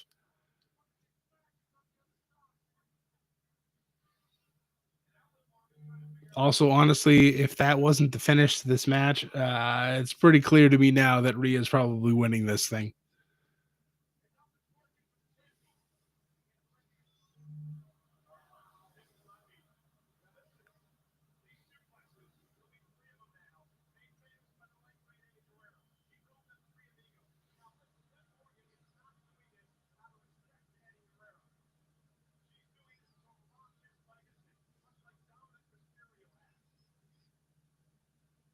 But I still like the fact that she does that. I know Michael's saying that Liv's doing this to mock Eddie's his legacy.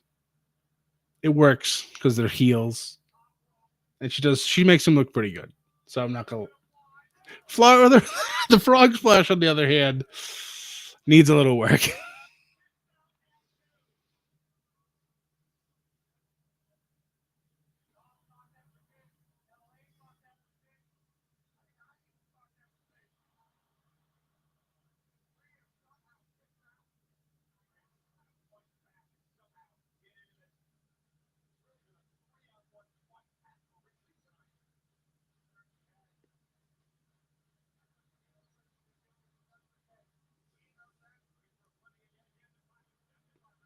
Uh-oh.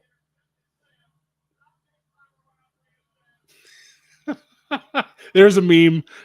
For those of you who are watching, there's a meme that's going to be instantly born on the internet soon. There we go. Riptide, one more time. We're just going to do it again. Ah, yes. We're going to do it a third time? Nope, we're just going to do it a second time. Rhea Ripley is your new women's world champion.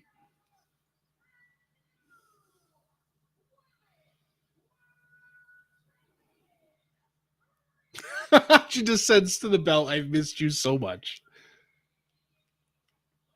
Liv's done a great job as champ, but this, I believe, is the correct move. So congratulations to Rhea Ripley for once again becoming your world women's champion.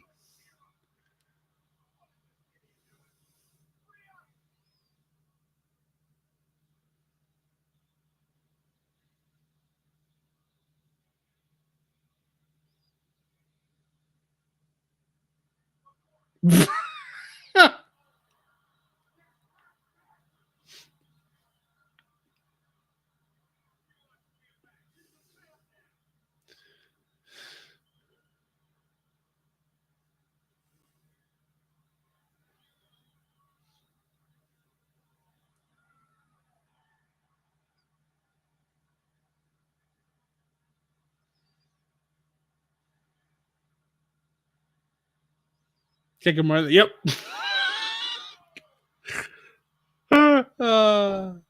As Taz used to say, kick him right in the yam bags. Goodbye.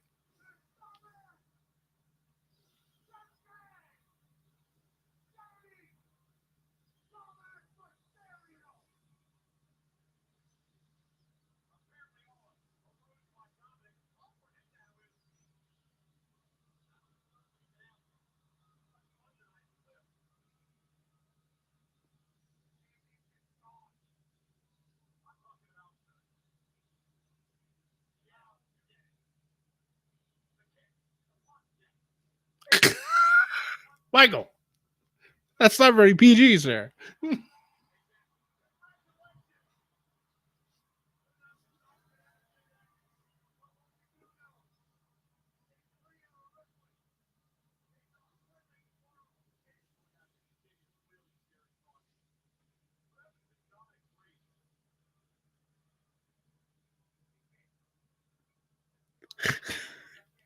Guys, let's talk about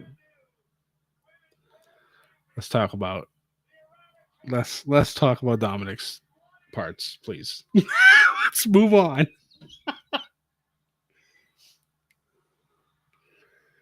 Oh man.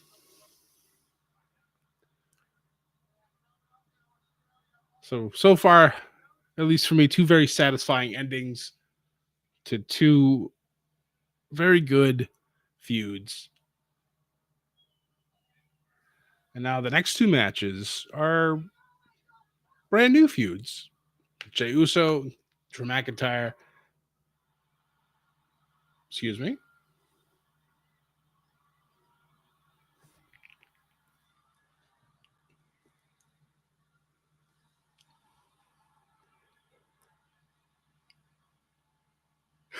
What?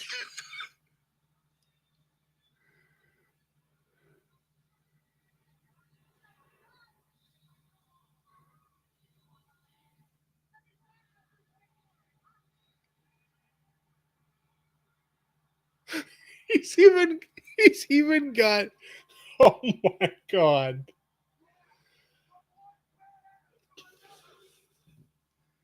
The American Badass.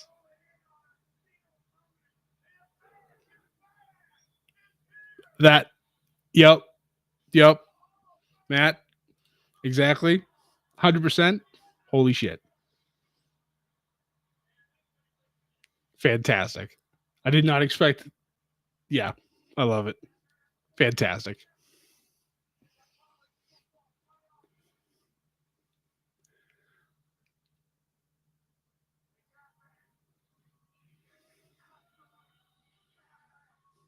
It's got the Kid Rock theme too. Everything. And yes, the fists. I love it. Oh, the show has been great so far.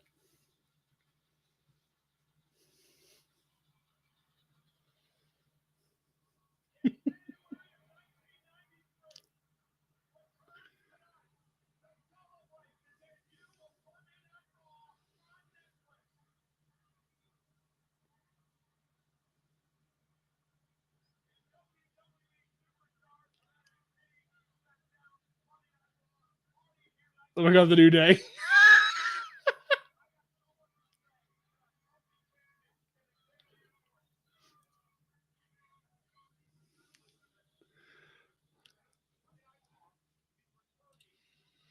American Badass version of the Undertaker was incredible. It served a great purpose because he needed a fresh thing, because Taker had done, Undertaker as the Undertaker had done a great job, but it had gotten stale. It truly had gotten stale. So he needed to do something to make it not stale. And the American Badass version was just outstanding. I love it so much. It was so good.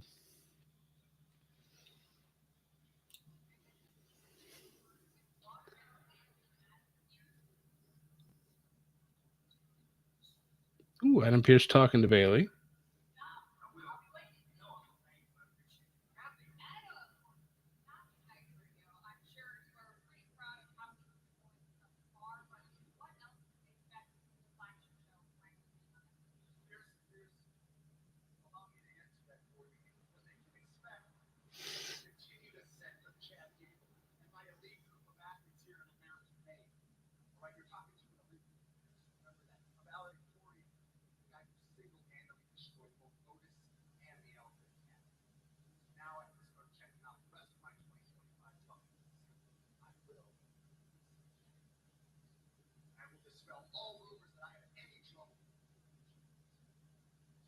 Oh, oh, oh no.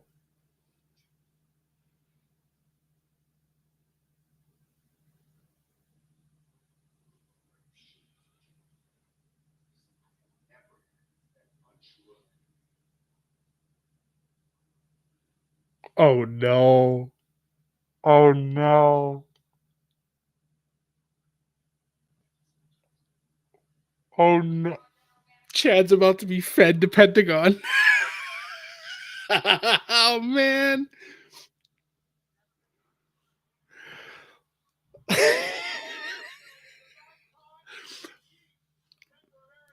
I both love that and hate that for Chad. Chad is definitely the best person I would think to have Penta come in and do his first match. But you know Penta's gonna absolutely destroy him, and it's gonna be so fun to see. Man. Matt makes a good point. He definitely could. I don't know if it'll be that quick. If it is, I think it's the when he does the move that breaks your arm. That might be it. But man, I feel bad for Chad. And then again, I don't. Because Penta's gonna humble him pretty pretty quickly.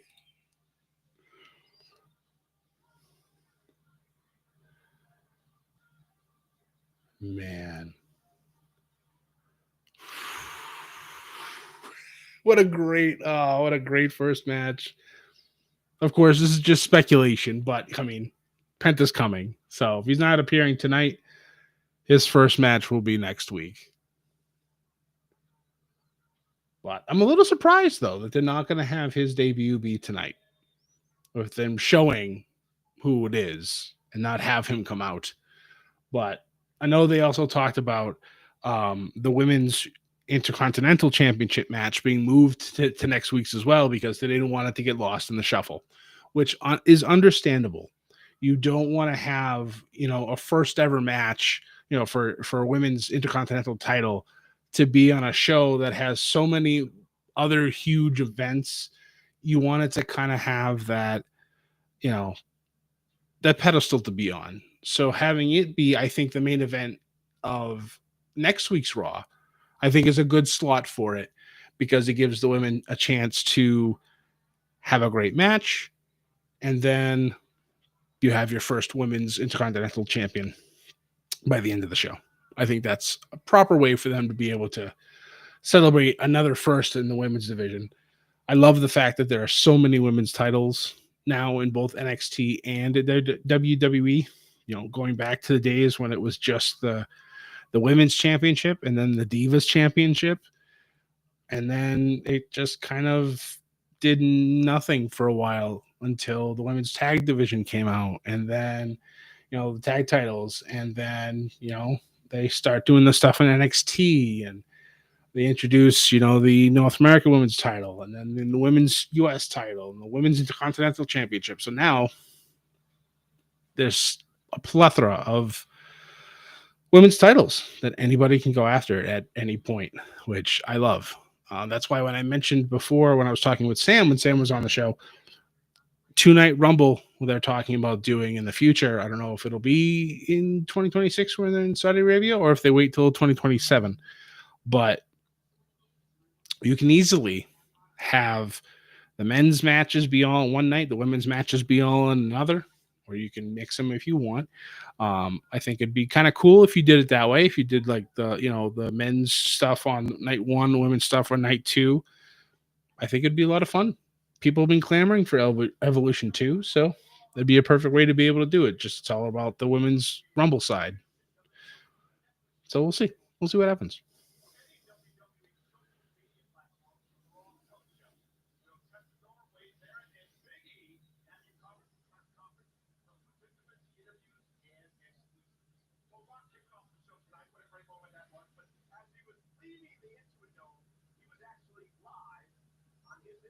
Oh no. What did Rocky have to say now?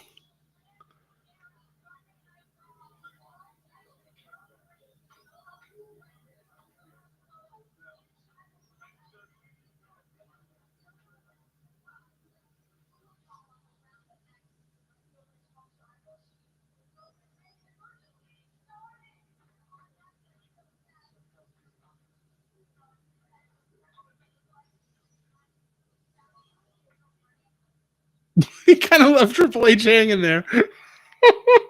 Oh, that's funny.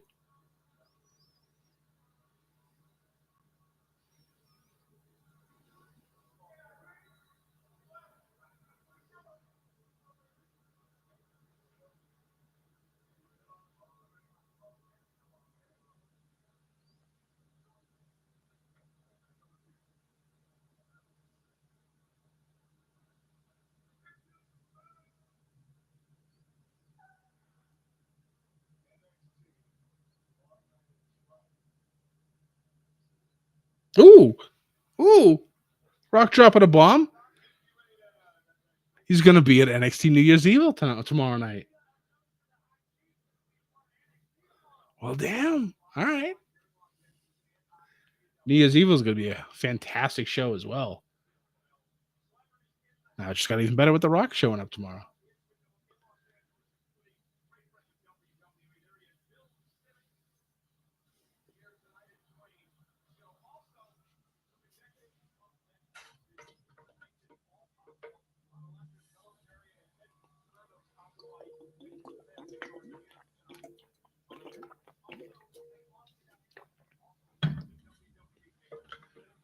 Vanessa Hudgens has been everywhere in WWE recently. It's so funny.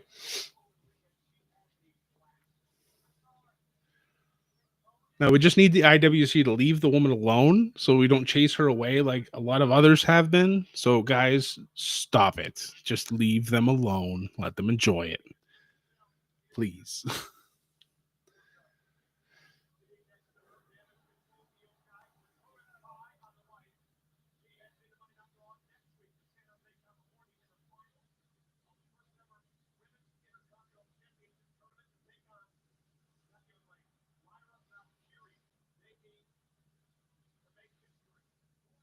This is also the perfect women's um intercontinental title match. Lyra, who's had a fire 2024 against Dakota Kai, who's been underutilized her entire career. To have those two fight for the Intercontinental Championship is a great move. And I thought they also did the same thing on the US side when they had Chelsea Green versus, I want to call her Mia Yim. I know she's Meechin, but she's always going to be Mia Yim to me. So it was good.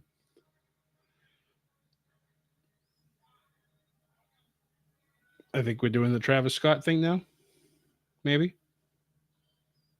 Because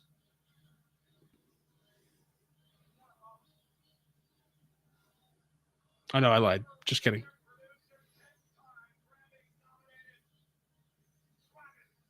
Oh, it is Travis Scott. Okay. Sorry. I don't listen to his music. Sorry.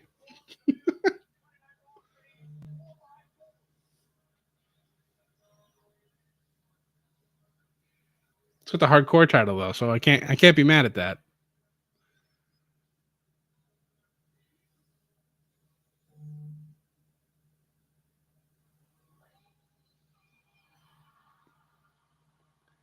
Is he gonna be singing Jay down to the ring?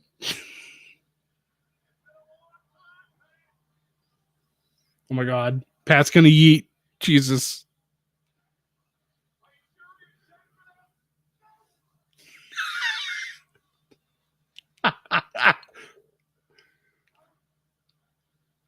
I love Pat McAfee. Jesus Christmas.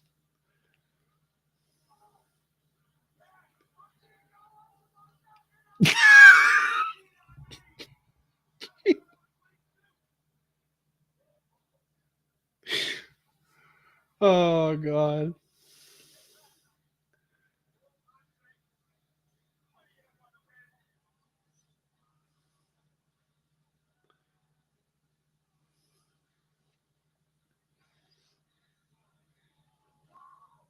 It's amazing how fast the eating like took off with Jay. It's I love it so much. It's insane.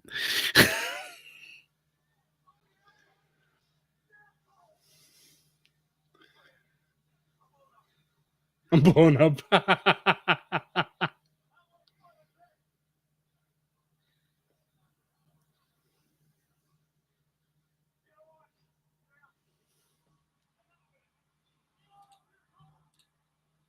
I mean, you're not wrong. It's on Netflix. The man's just smoking, have no problem whatsoever. Michael Cole, Michael Cole is on top of the commentary desk. What is this? What are we watching?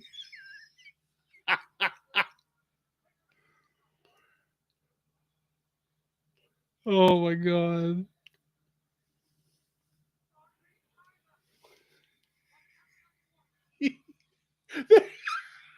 I love this shit. Jesus Christ, I love it so much. Oh.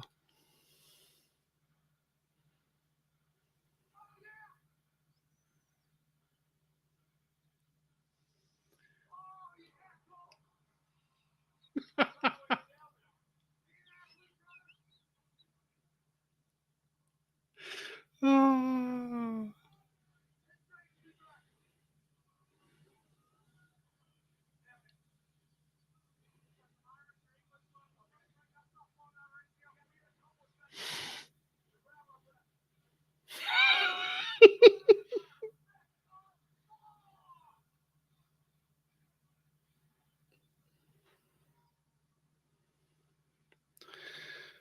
Oh god.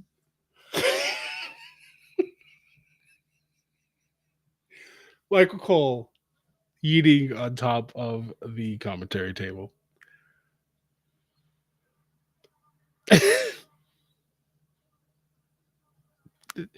I think Pat's a bad influence for him because every time those two are together, Michael Cole just does ridiculous things. So, my God. Oh, Elimination Chamber in Toronto. That's very tempting. It's very tempting. Oh, man. What a show. It's 10 o'clock. Still got 2 matches left to go. I love this. It's great.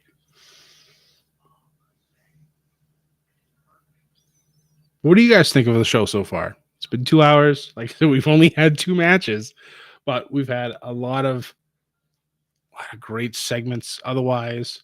And we're getting ready to go into our third. But if you guys are still watching, what do you guys think of it so far?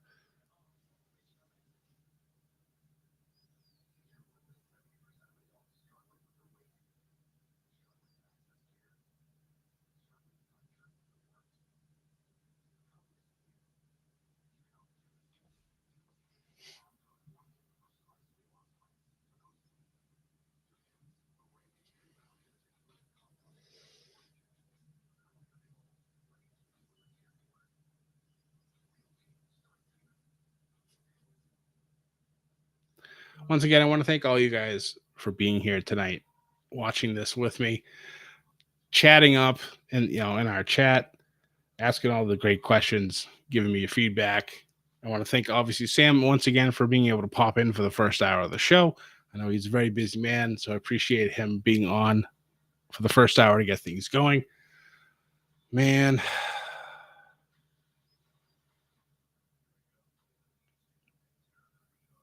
history. Raw on Netflix. It's doing a good job so far.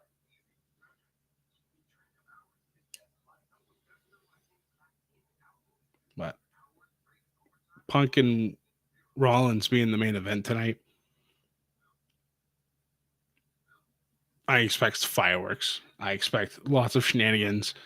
Maybe this is when we get McIntyre and Owens to join Seth. And we get our haters club going. I don't know. We'll see.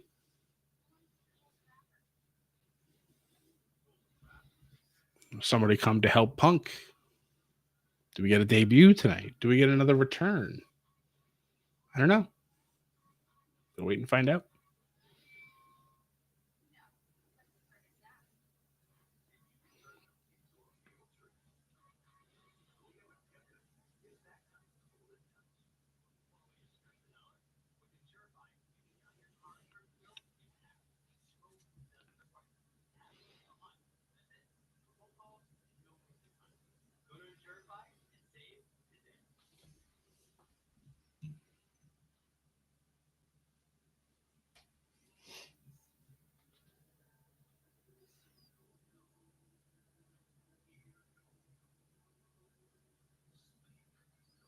So for those of you who are WWE fans that watch all the shows, which one out of the three, Raw, SmackDown, and NXT, do you think are doing the best jobs right now?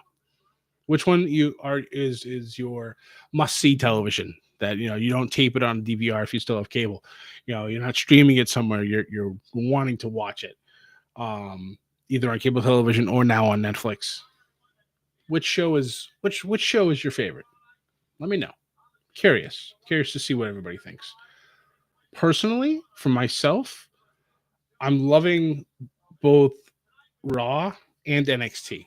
I'm always loving what the kids are doing down at the Performance Center.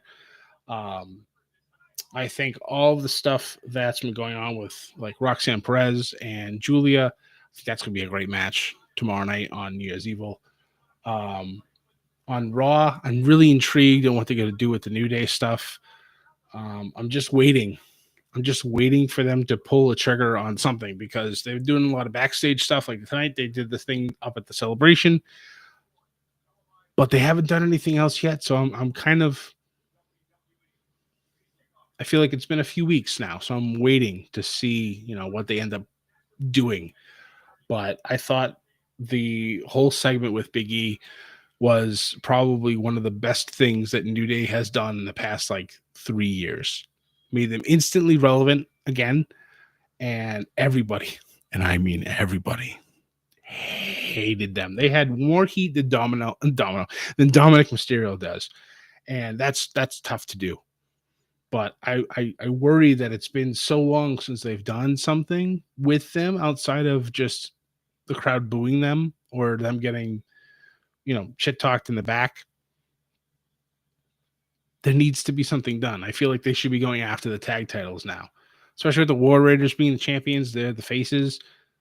I think it'd be a good time for them to try to do something to weasel their way into a title match. Maybe do it in a triple threat or a fatal four way. Have the New Day win the titles and then just go to town.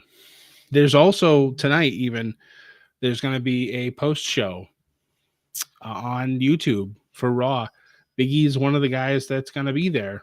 Will New Day show up? I don't know. We'll see. I kind of hope they do. I'm going to be off the air by that, so I'm going to watch that after the fact. But yeah. So right now, those are my two big things for both Raw and NXT.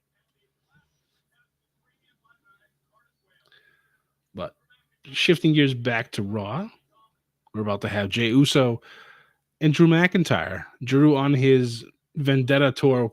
Holy shit. Okay. Jay with a suicide dive to take Drew out. Guess that's how we're starting this matchup.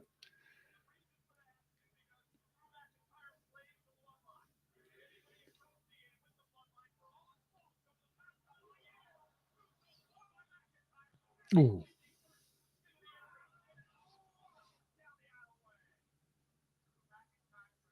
Drew hasn't even taken off his ring attire yet.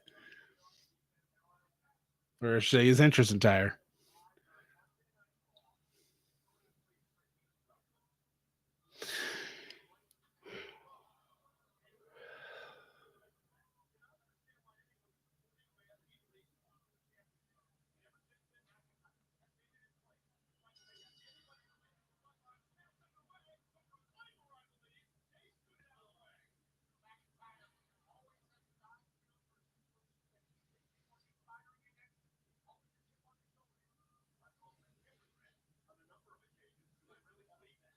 Ooh.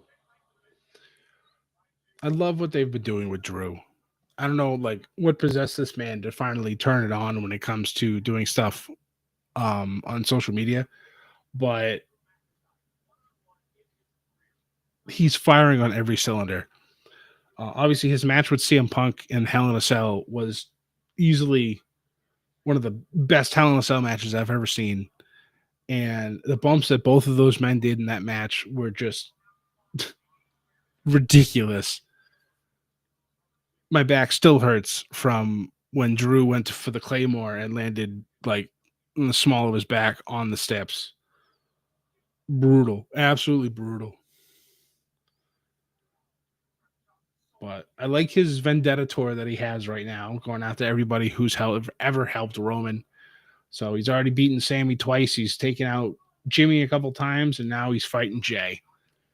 So at some point, he'll probably go after Solo. And then also, what happens now with Solo after losing the tribal combat tonight? What happens with Tomatonga, Tongaloa, Jacob Fatu? Do they stay with him? Do they abandon ship? Will they stay on Raw? Are they going to go back to SmackDown and Roman's going to come to Raw? I don't know. Transfer window is still open. It's very nice sit out powerbomb by Jey Uso. Shit.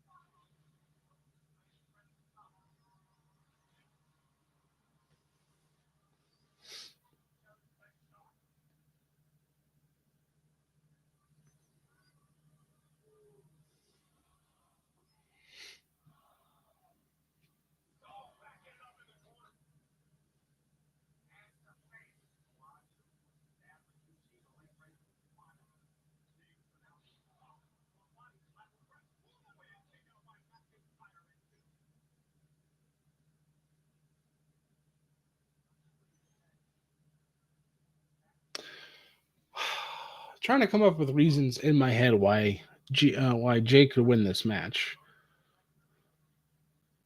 Clean, that is. There's always shenanigans, but I don't think Jay would have any. This would be more something that McIntyre would do, but for him being on his vendetta tour that he's on, it makes sense for Drew to win this match tonight. I don't know. Ooh, Drew going for the Claymore real early.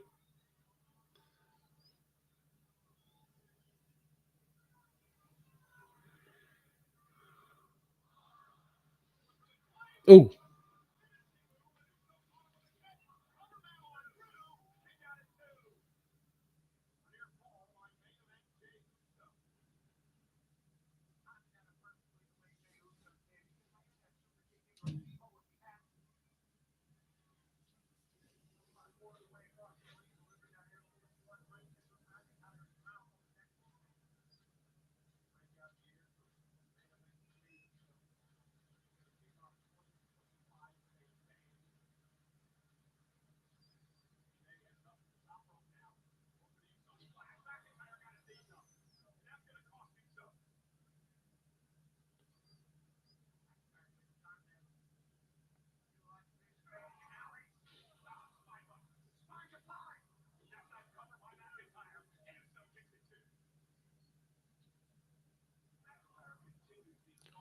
Jesus. The brute strength of Drew McIntyre, folks. My God.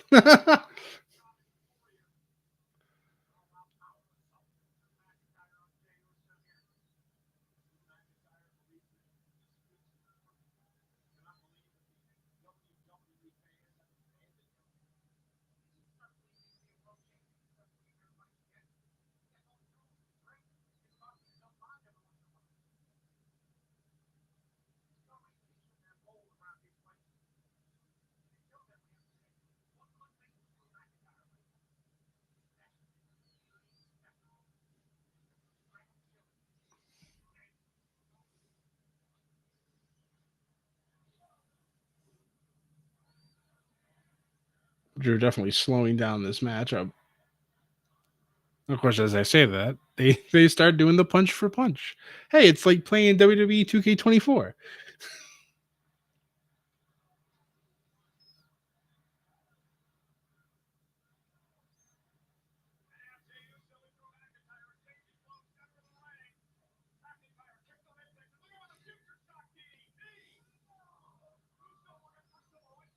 Ooh. Oh.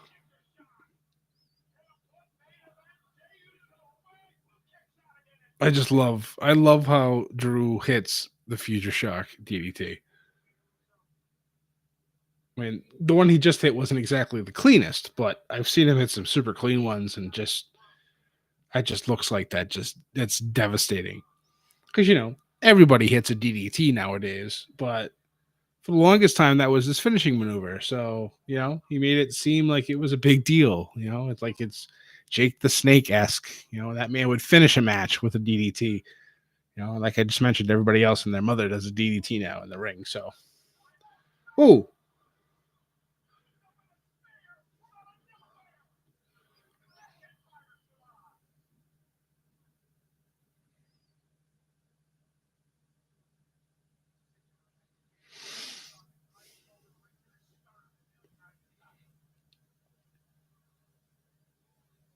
it's funny. You can tell the crowds really come down from the high that they had over the last couple hours. Don't think they're bored, but it's just you're going at 100 for 2 hours straight. You get a little tired, but that's not taken away from this match. This match is very good.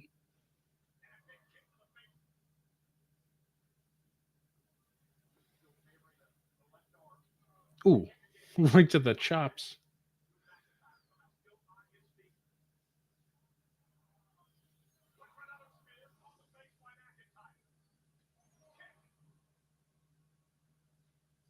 Claymore. Beautiful Claymore. That's gonna be it. Wow. Okay. All right, Jay. All right. I see what you're doing.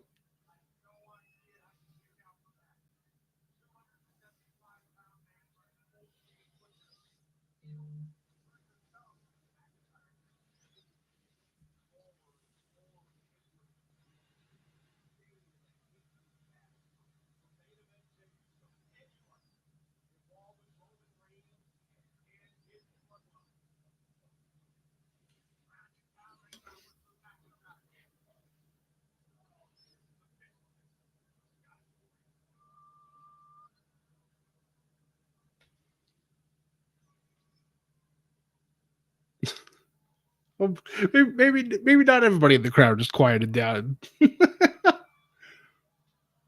So I will gladly be wrong in my previous statement.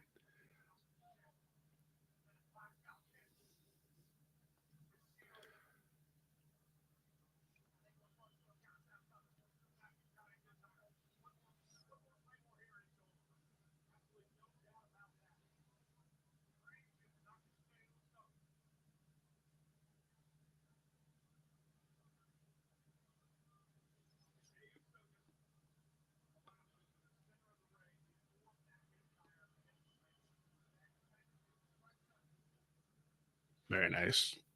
I love it. Jay collapsing in the middle of the ring. Drew can't hit the Claymore.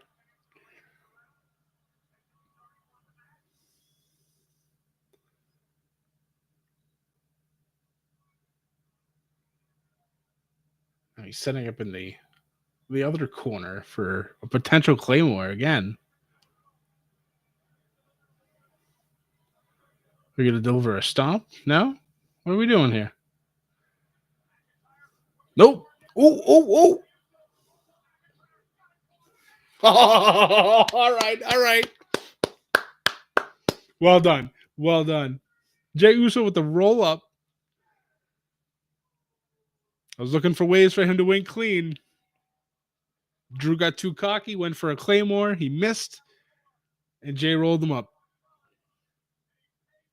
Very nice. That is a brilliant way to get a victory over Drew McIntyre, and that's only going to infuriate him more, making this feud last even longer.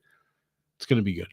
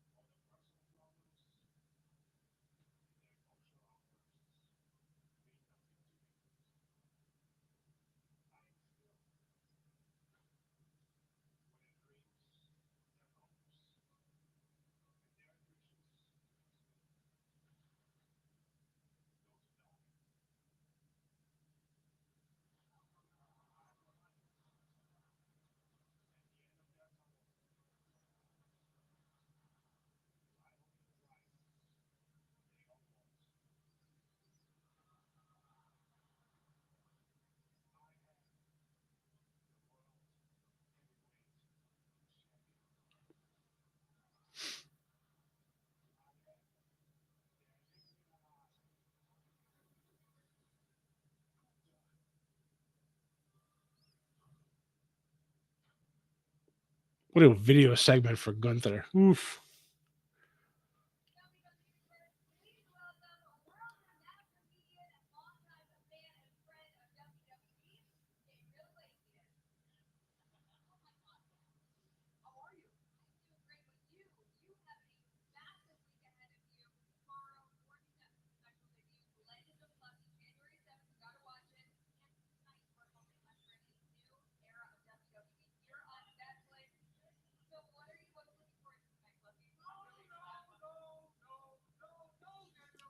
Here we go.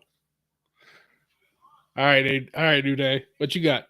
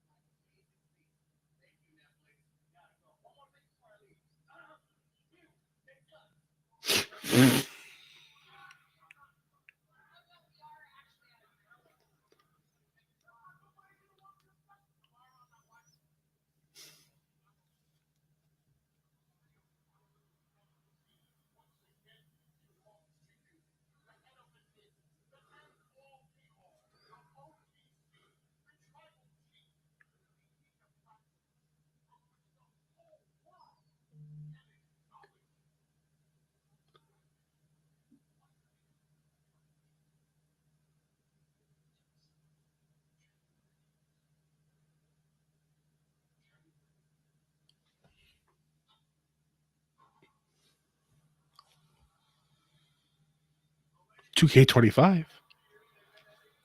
January 27th? Is that when we're going to get a trailer for it or something?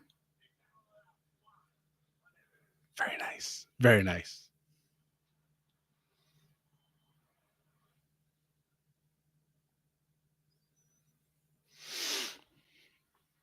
Man, what a show. That was a very, very good third match. I like what they did there, having Jay get the win the way he did. So obviously now it's just going to continue their feud. Because obviously Drew's not going to stop until he takes everybody out, which obviously includes Roman at some point. But man, I'm glad they gave the New Day some time on TV. I'm glad that they a little teaser with 2K25. Now we have the 27th for what? I don't know. For will they be doing the celebration for Roman? Will it be a trailer announcement for 2K25? Will it be all of that? Man.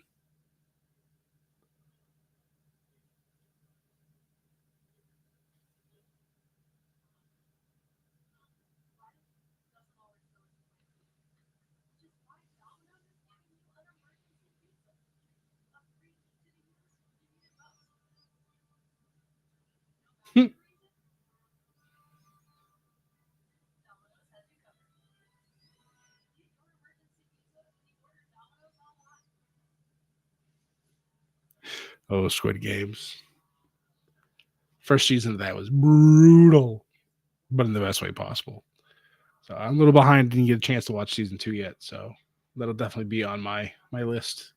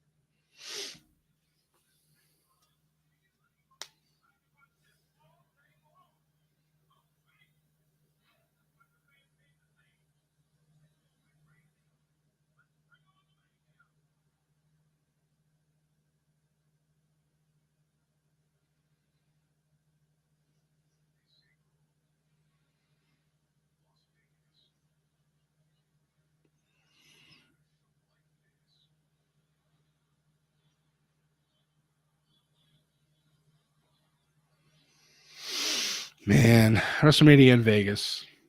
Mm.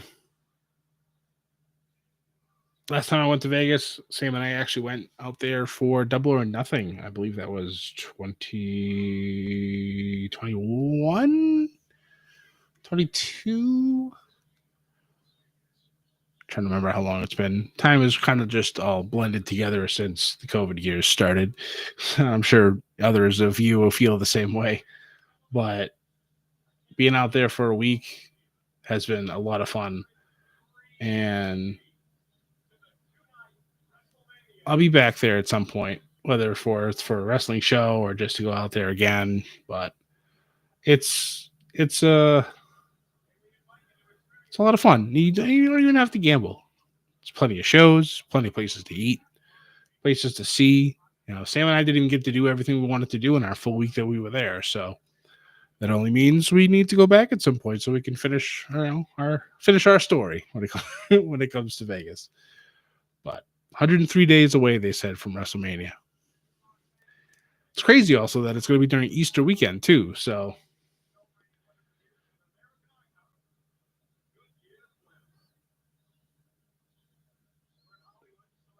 but it's getting close. Main event time. CM Punk and Seth Rollins. Match that's been building for 10 years. If you've been watching Raw, you've been seeing all the stories, all the segments, all the promos, everything that they've been doing, all leading to this. Will this be a one and done thing? I don't know.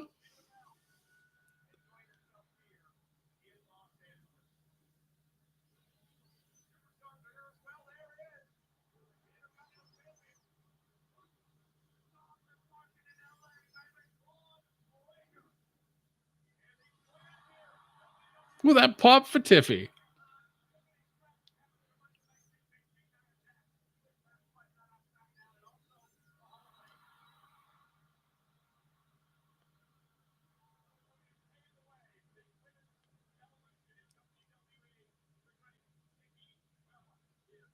Wow, a Nikki Bella sighting.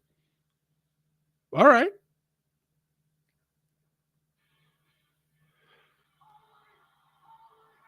Oh no.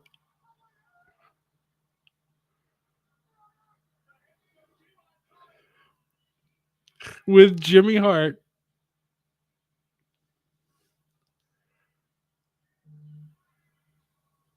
It is Hulk Hogan.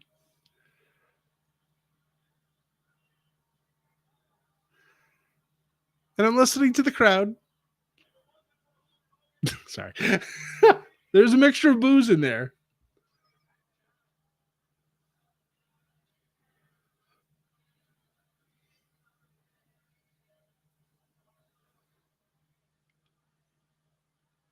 But as I mentioned before, now he's had Hogan has signed I think it's a multi-year deal for his Real American beer. So he's not going anywhere, folks.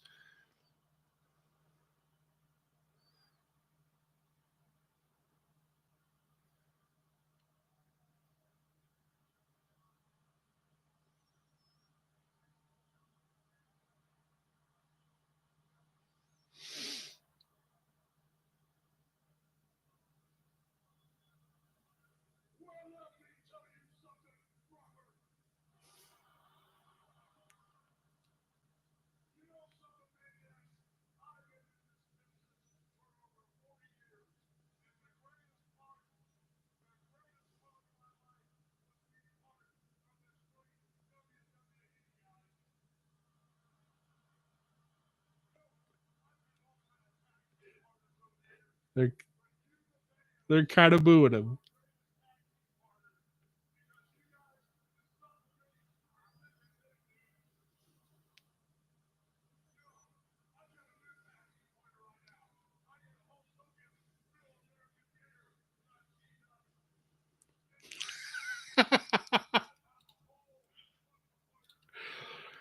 Yep, exactly.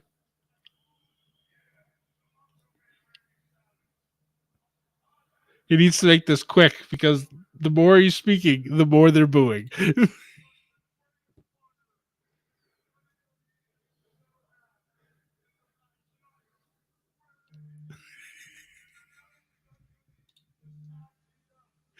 Yeah.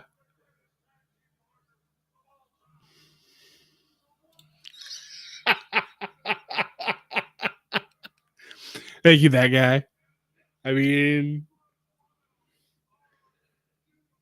he did it to himself. So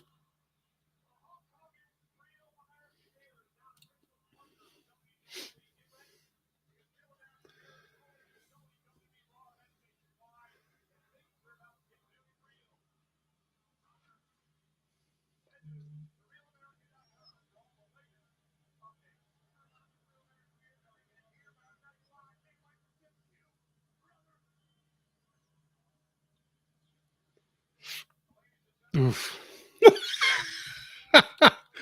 Yes. Yes, Alba. It certainly was a train wreck.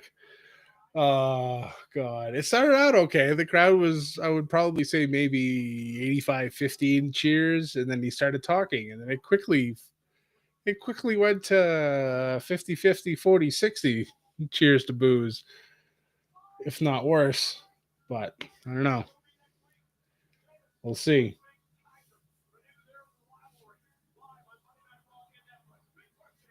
But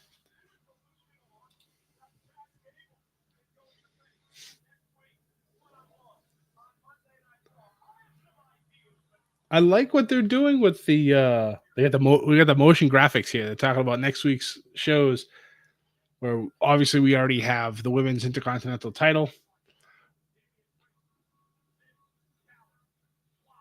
Oh, okay. I was like, wait a minute. So we got a street fight next week for Damian Priest, Finn Balor. We had Sheamus versus Ludwig Kaiser. We got Chad Gable versus this mystery luchador, who we all know is going to be Penta. Stephanie McMahon.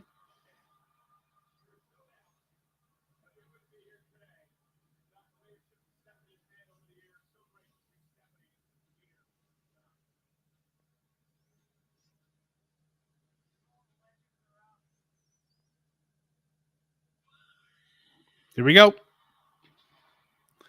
Please. I wish they'd let them talk before they fight, which I don't think they will, but my God, it's going to be insane.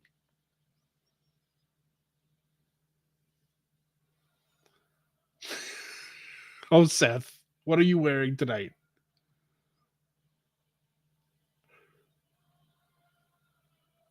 You know, that's actually not. I've seen him wear much crazier things.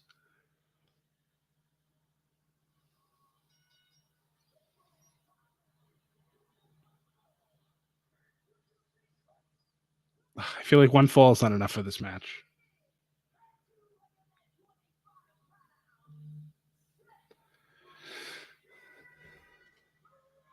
It's 10:30.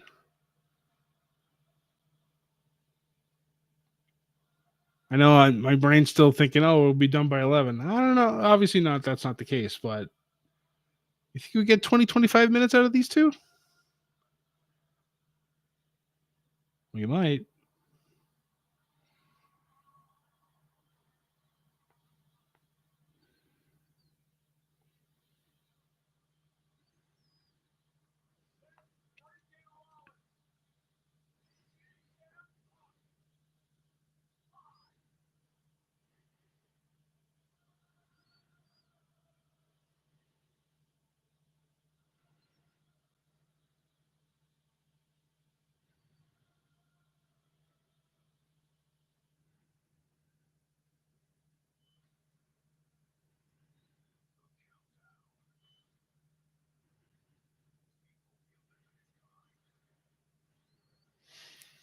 Oh, man.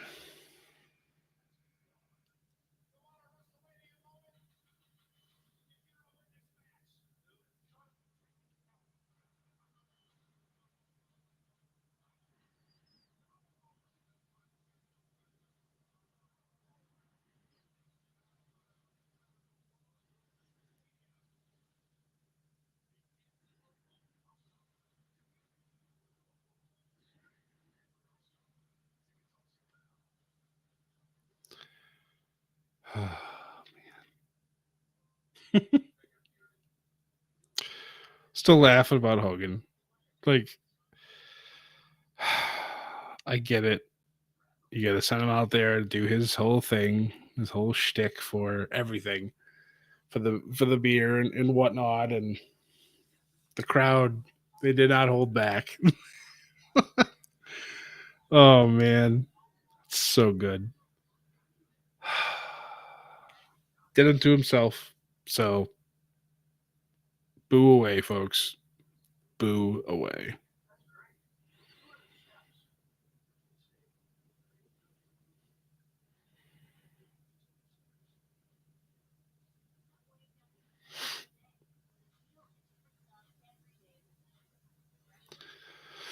Oh, we are so close.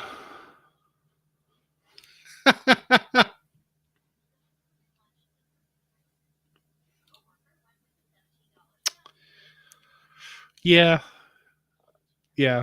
They definitely were not thinking correctly when that happened, or maybe they did do it on purpose. I don't know, but yeah, I get it. You gotta roll them out there for the beer thing that they have, the new deal. But at least I'll say he was smart enough to kind of realize when the crowd was really turning on him that it was time to just get the Hulkamania line out, and then off he goes. So it was still a train wreck to watch, but at least it wasn't as bad as it could have been. It could have been pretty bad. So, man, this main event, I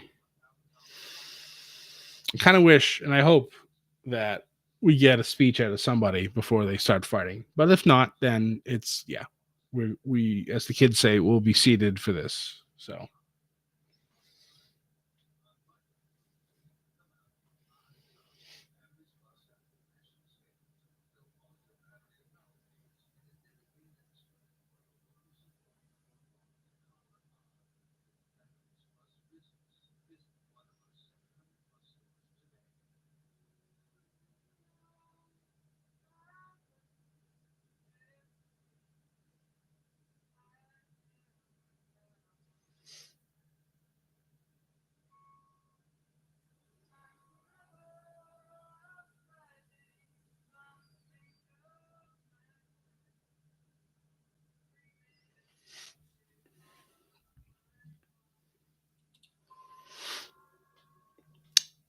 Yeah, no, I mean that's true. I mean he might have had, a lot more to say, but he was smart enough to realize that this isn't working. This is not gonna work for him, brother. So he needs to get out of there before things get really out of hand, because it was definitely by the end probably about 1090 cheering to booing. So yeah, time for him to get out of there.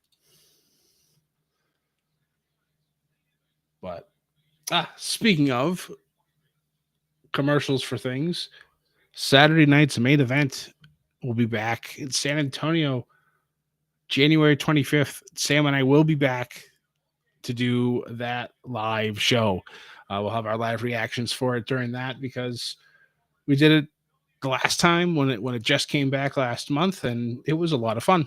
So we're going to continue doing that. And every Saturday night's main event that we can do, somebody will be on. Either if it will just be me, if it will be me and Sam, we'll be getting it done. Unfortunately, Ethan does not have Peacock in Canada, so he's not ever able to watch Saturday night's main event alive like Sam and I can. So we'll unfortunately never have all three of us being able to do that. So, but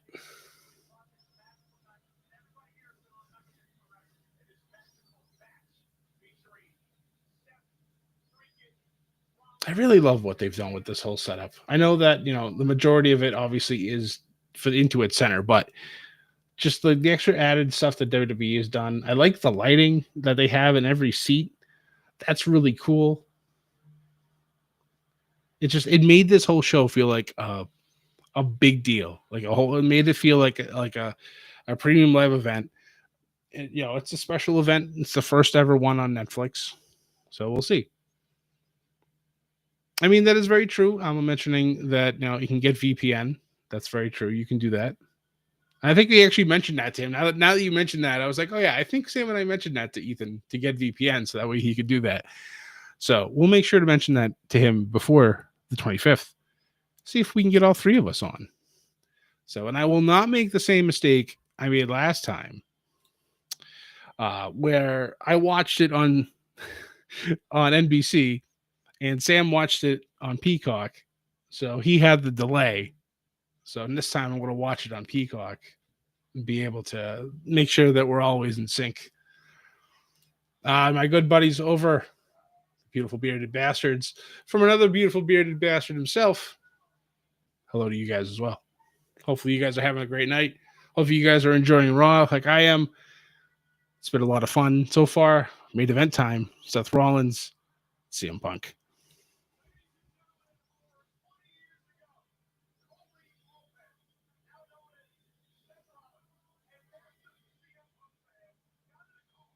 They just dropped Kobe. Wow. They dropped Seth's government name.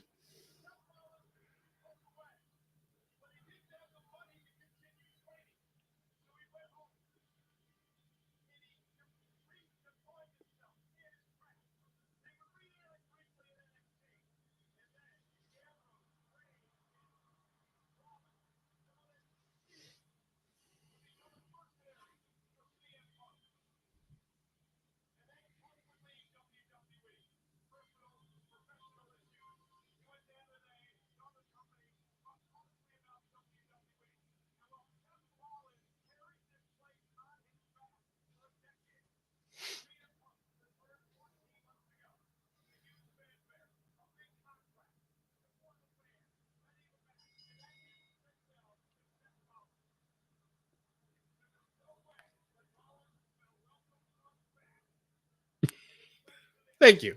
I appreciate that. I've been working on it for a little while, so I appreciate that. Thank you. Thank you very much.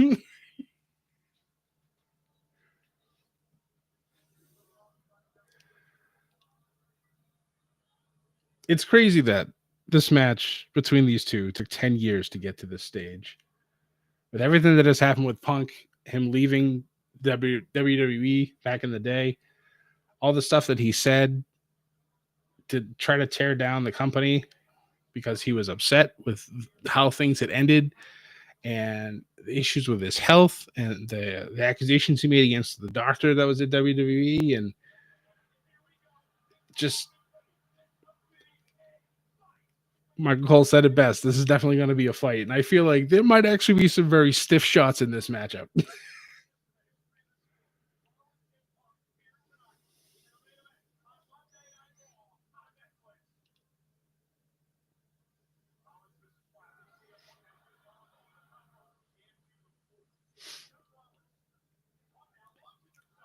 Ooh.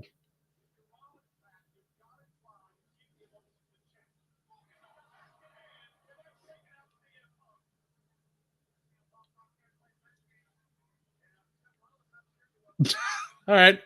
Rollins took a minute, and now we're going to start tearing apart the commentary table. All right.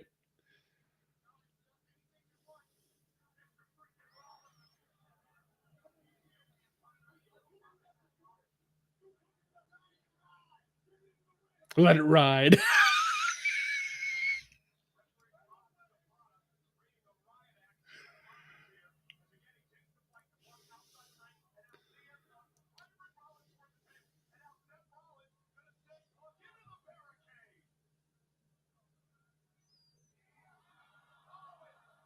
You know what I've also noticed tonight? I haven't seen Prime anywhere. Prime has been all over the WWE product forever.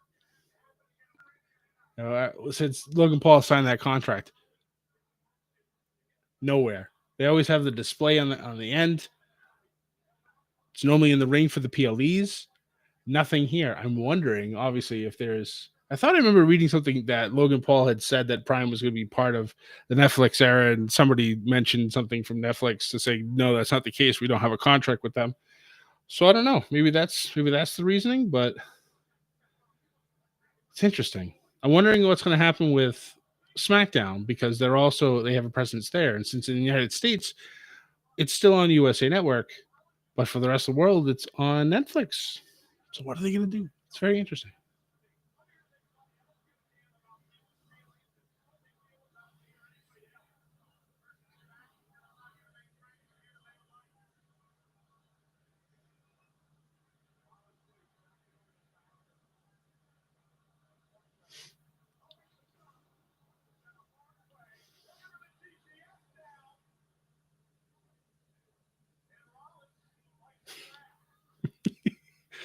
Well, those elbows look personal.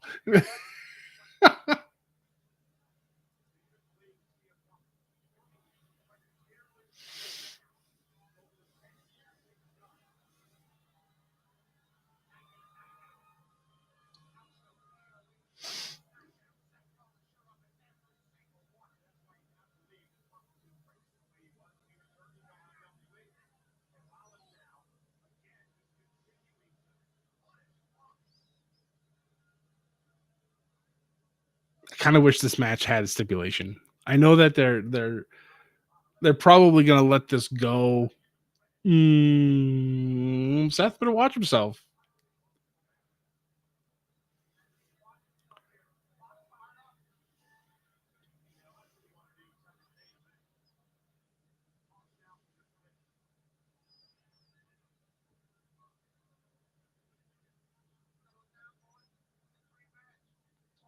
Ooh. I do love the drama that's happening in this matchup so far.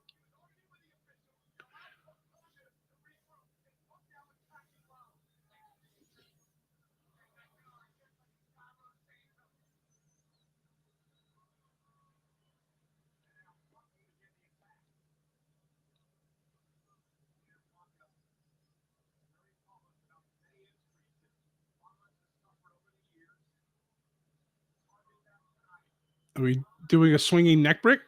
Jesus.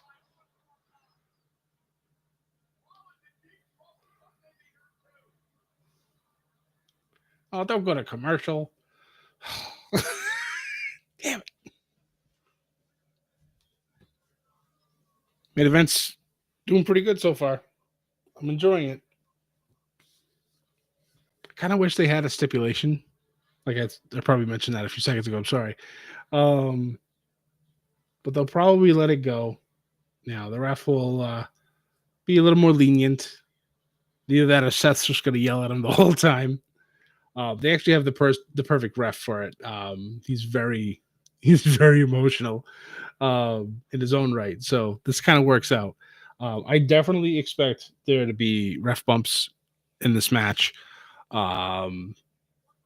Part of me feels like there's going to be somebody that's going to show up and interfere. It just, I have that feeling. Whether I'm right or not, I don't know. But that's just it. It would make sense if there was some more shenanigans that happened in this match. But part of me also feels that maybe somebody will come to Punk's defense. I don't know. But like I also said, you could end up having KO and Drew McIntyre show up, help Seth, and then we have our formation of our haters club. So who knows? I don't know. It's coming up on 11 o'clock. We've been live for over 3 hours. I appreciate everybody who's stuck around. This has been by far our best live show that we've had. So I completely appreciate it. I know Sam does as well, and so does Ethan. This might be a regular occurrence. This is good. It's been a lot of fun. I've had fun with you guys. Thank you so much for being active in the chat, asking your questions, stating your comments. It's been great. We're not done yet, obviously. We still got the rest of this match to go, probably another 10 minutes or so. And then after that, there's the post show. I won't be live for that. I will watch that after the fact, and then we'll probably talk about it during one of our upcoming ATR's War episodes. So keep an eye out for that. Also, while we're on commercials, next couple of weeks is Bedlam Media and Above the Rings official 5-year anniversary doing podcasts. So Sam and I already recorded our anniversary podcast that will be coming out exactly on Monday the 20th. And then we will be recording one with Ethan. Ethan will be talking about his top 10 best matches of 2024. And we have a whole bunch of other stuff we're going to talk about. We'll talk about this show tonight. We're going to talk about AEW's first episode on Max, streaming as well. We'll talk about all that and much more. But before we get to that, main event's back on. So let's get back to that.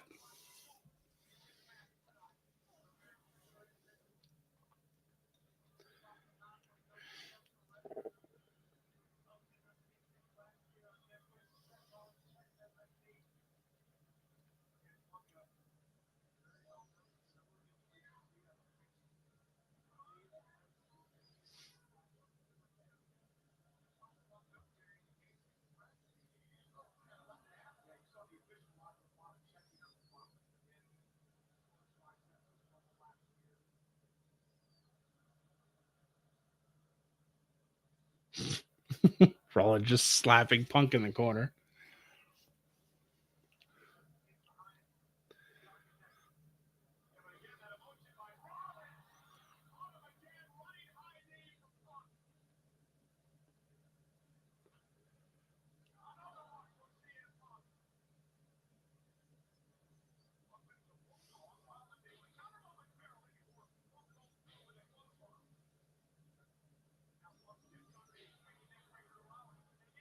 Uh-oh.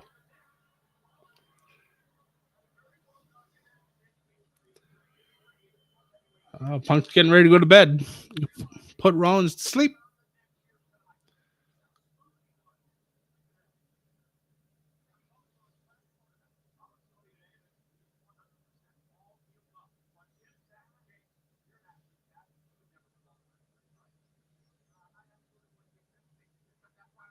Oh! Well, that was a rough neck breaker on the top rope.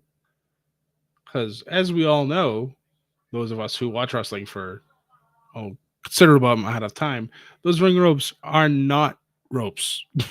They're metal steel ropes that are just have a whole lot of plastic covering on it. So that shit hurts.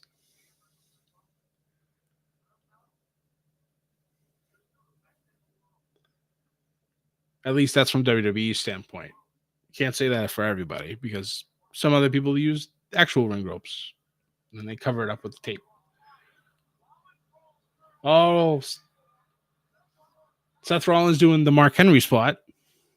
For those of you in the know.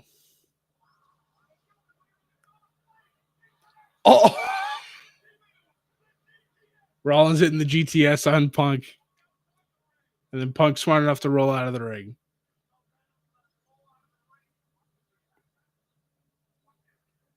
Oh, hit him square on the top of the head. That's rough.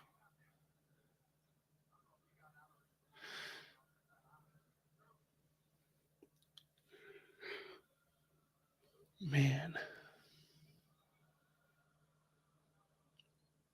This main event's lived up to the billing.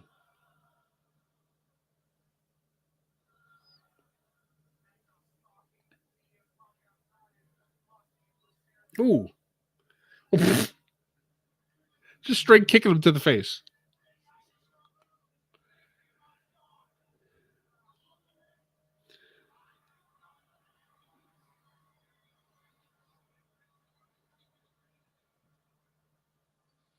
LA seems mostly pro Rollins tonight.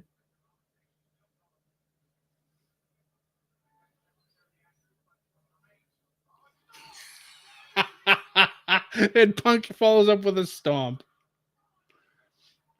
All right. Okay. Obviously, both of them have move steel equipped in their WWE 2K24, you know.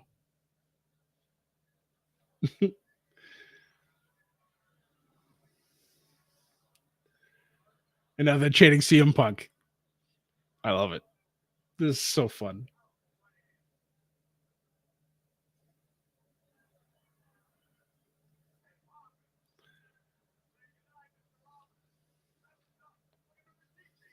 Nope. Ooh, Rollins with a second GTS.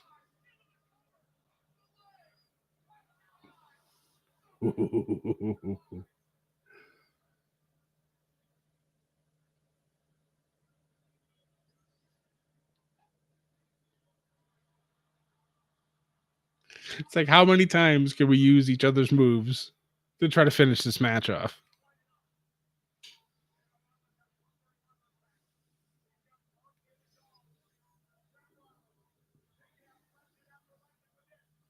Nope. Nobody home for the stomp.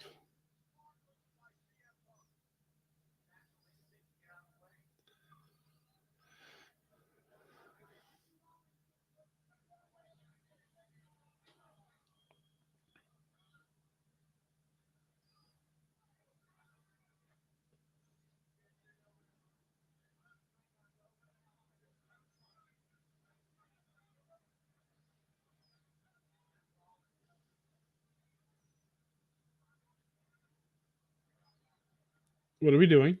Oh, I thought he was going to do a pile driver.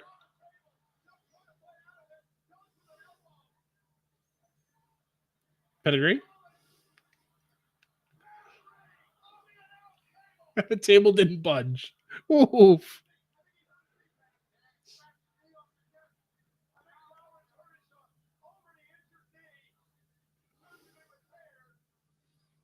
Probably wasn't the smartest way to do that on a.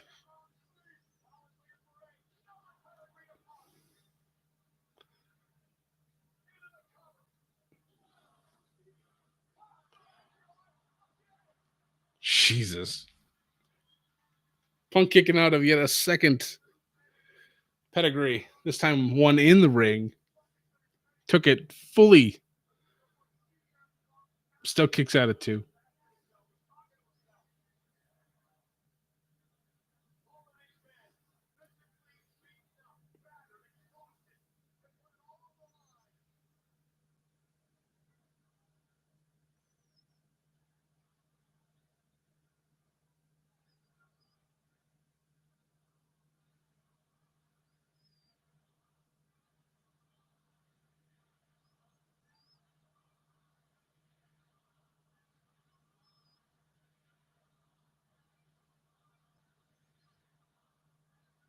This has been one hell of a match.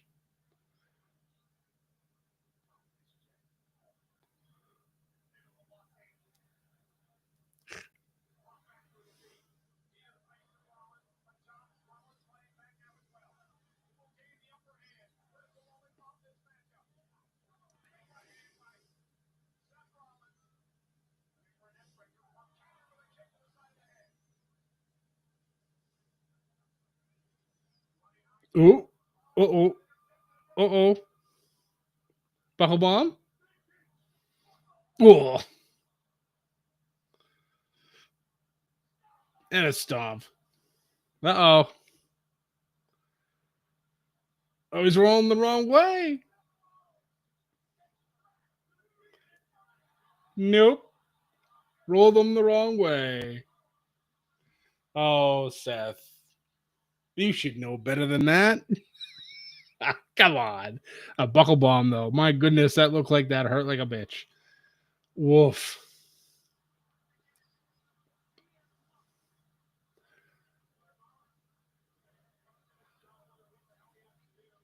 I love it. I was like waiting for the line. What does he have to do to put him away? I agree, fans. This is definitely awesome. What a main event this was. Well, this is, I should say. It's not over yet.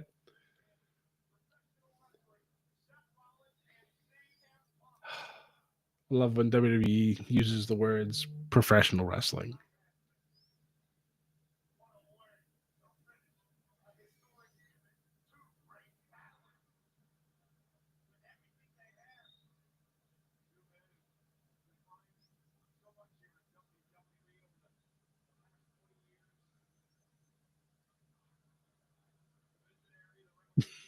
Channing fight forever.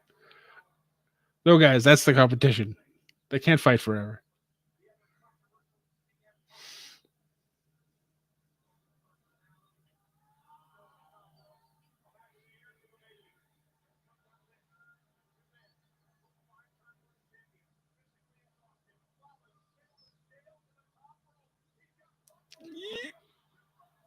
And no. Oh shit. Goodbye. Nope. Nope.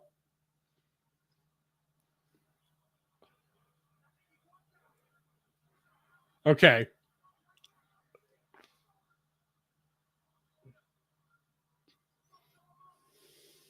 Okay. That was nice.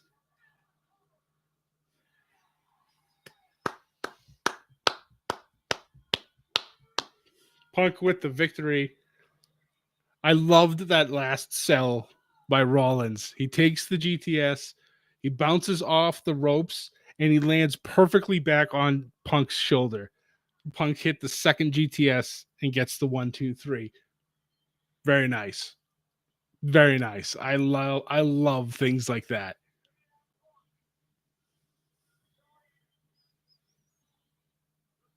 So now what's next?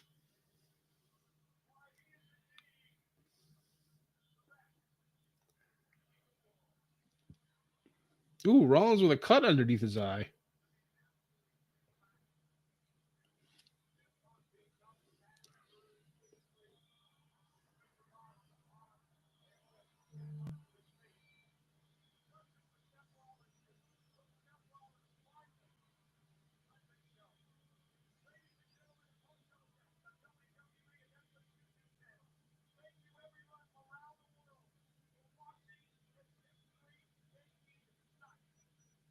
What a great first Raw on Netflix. That was some good stuff.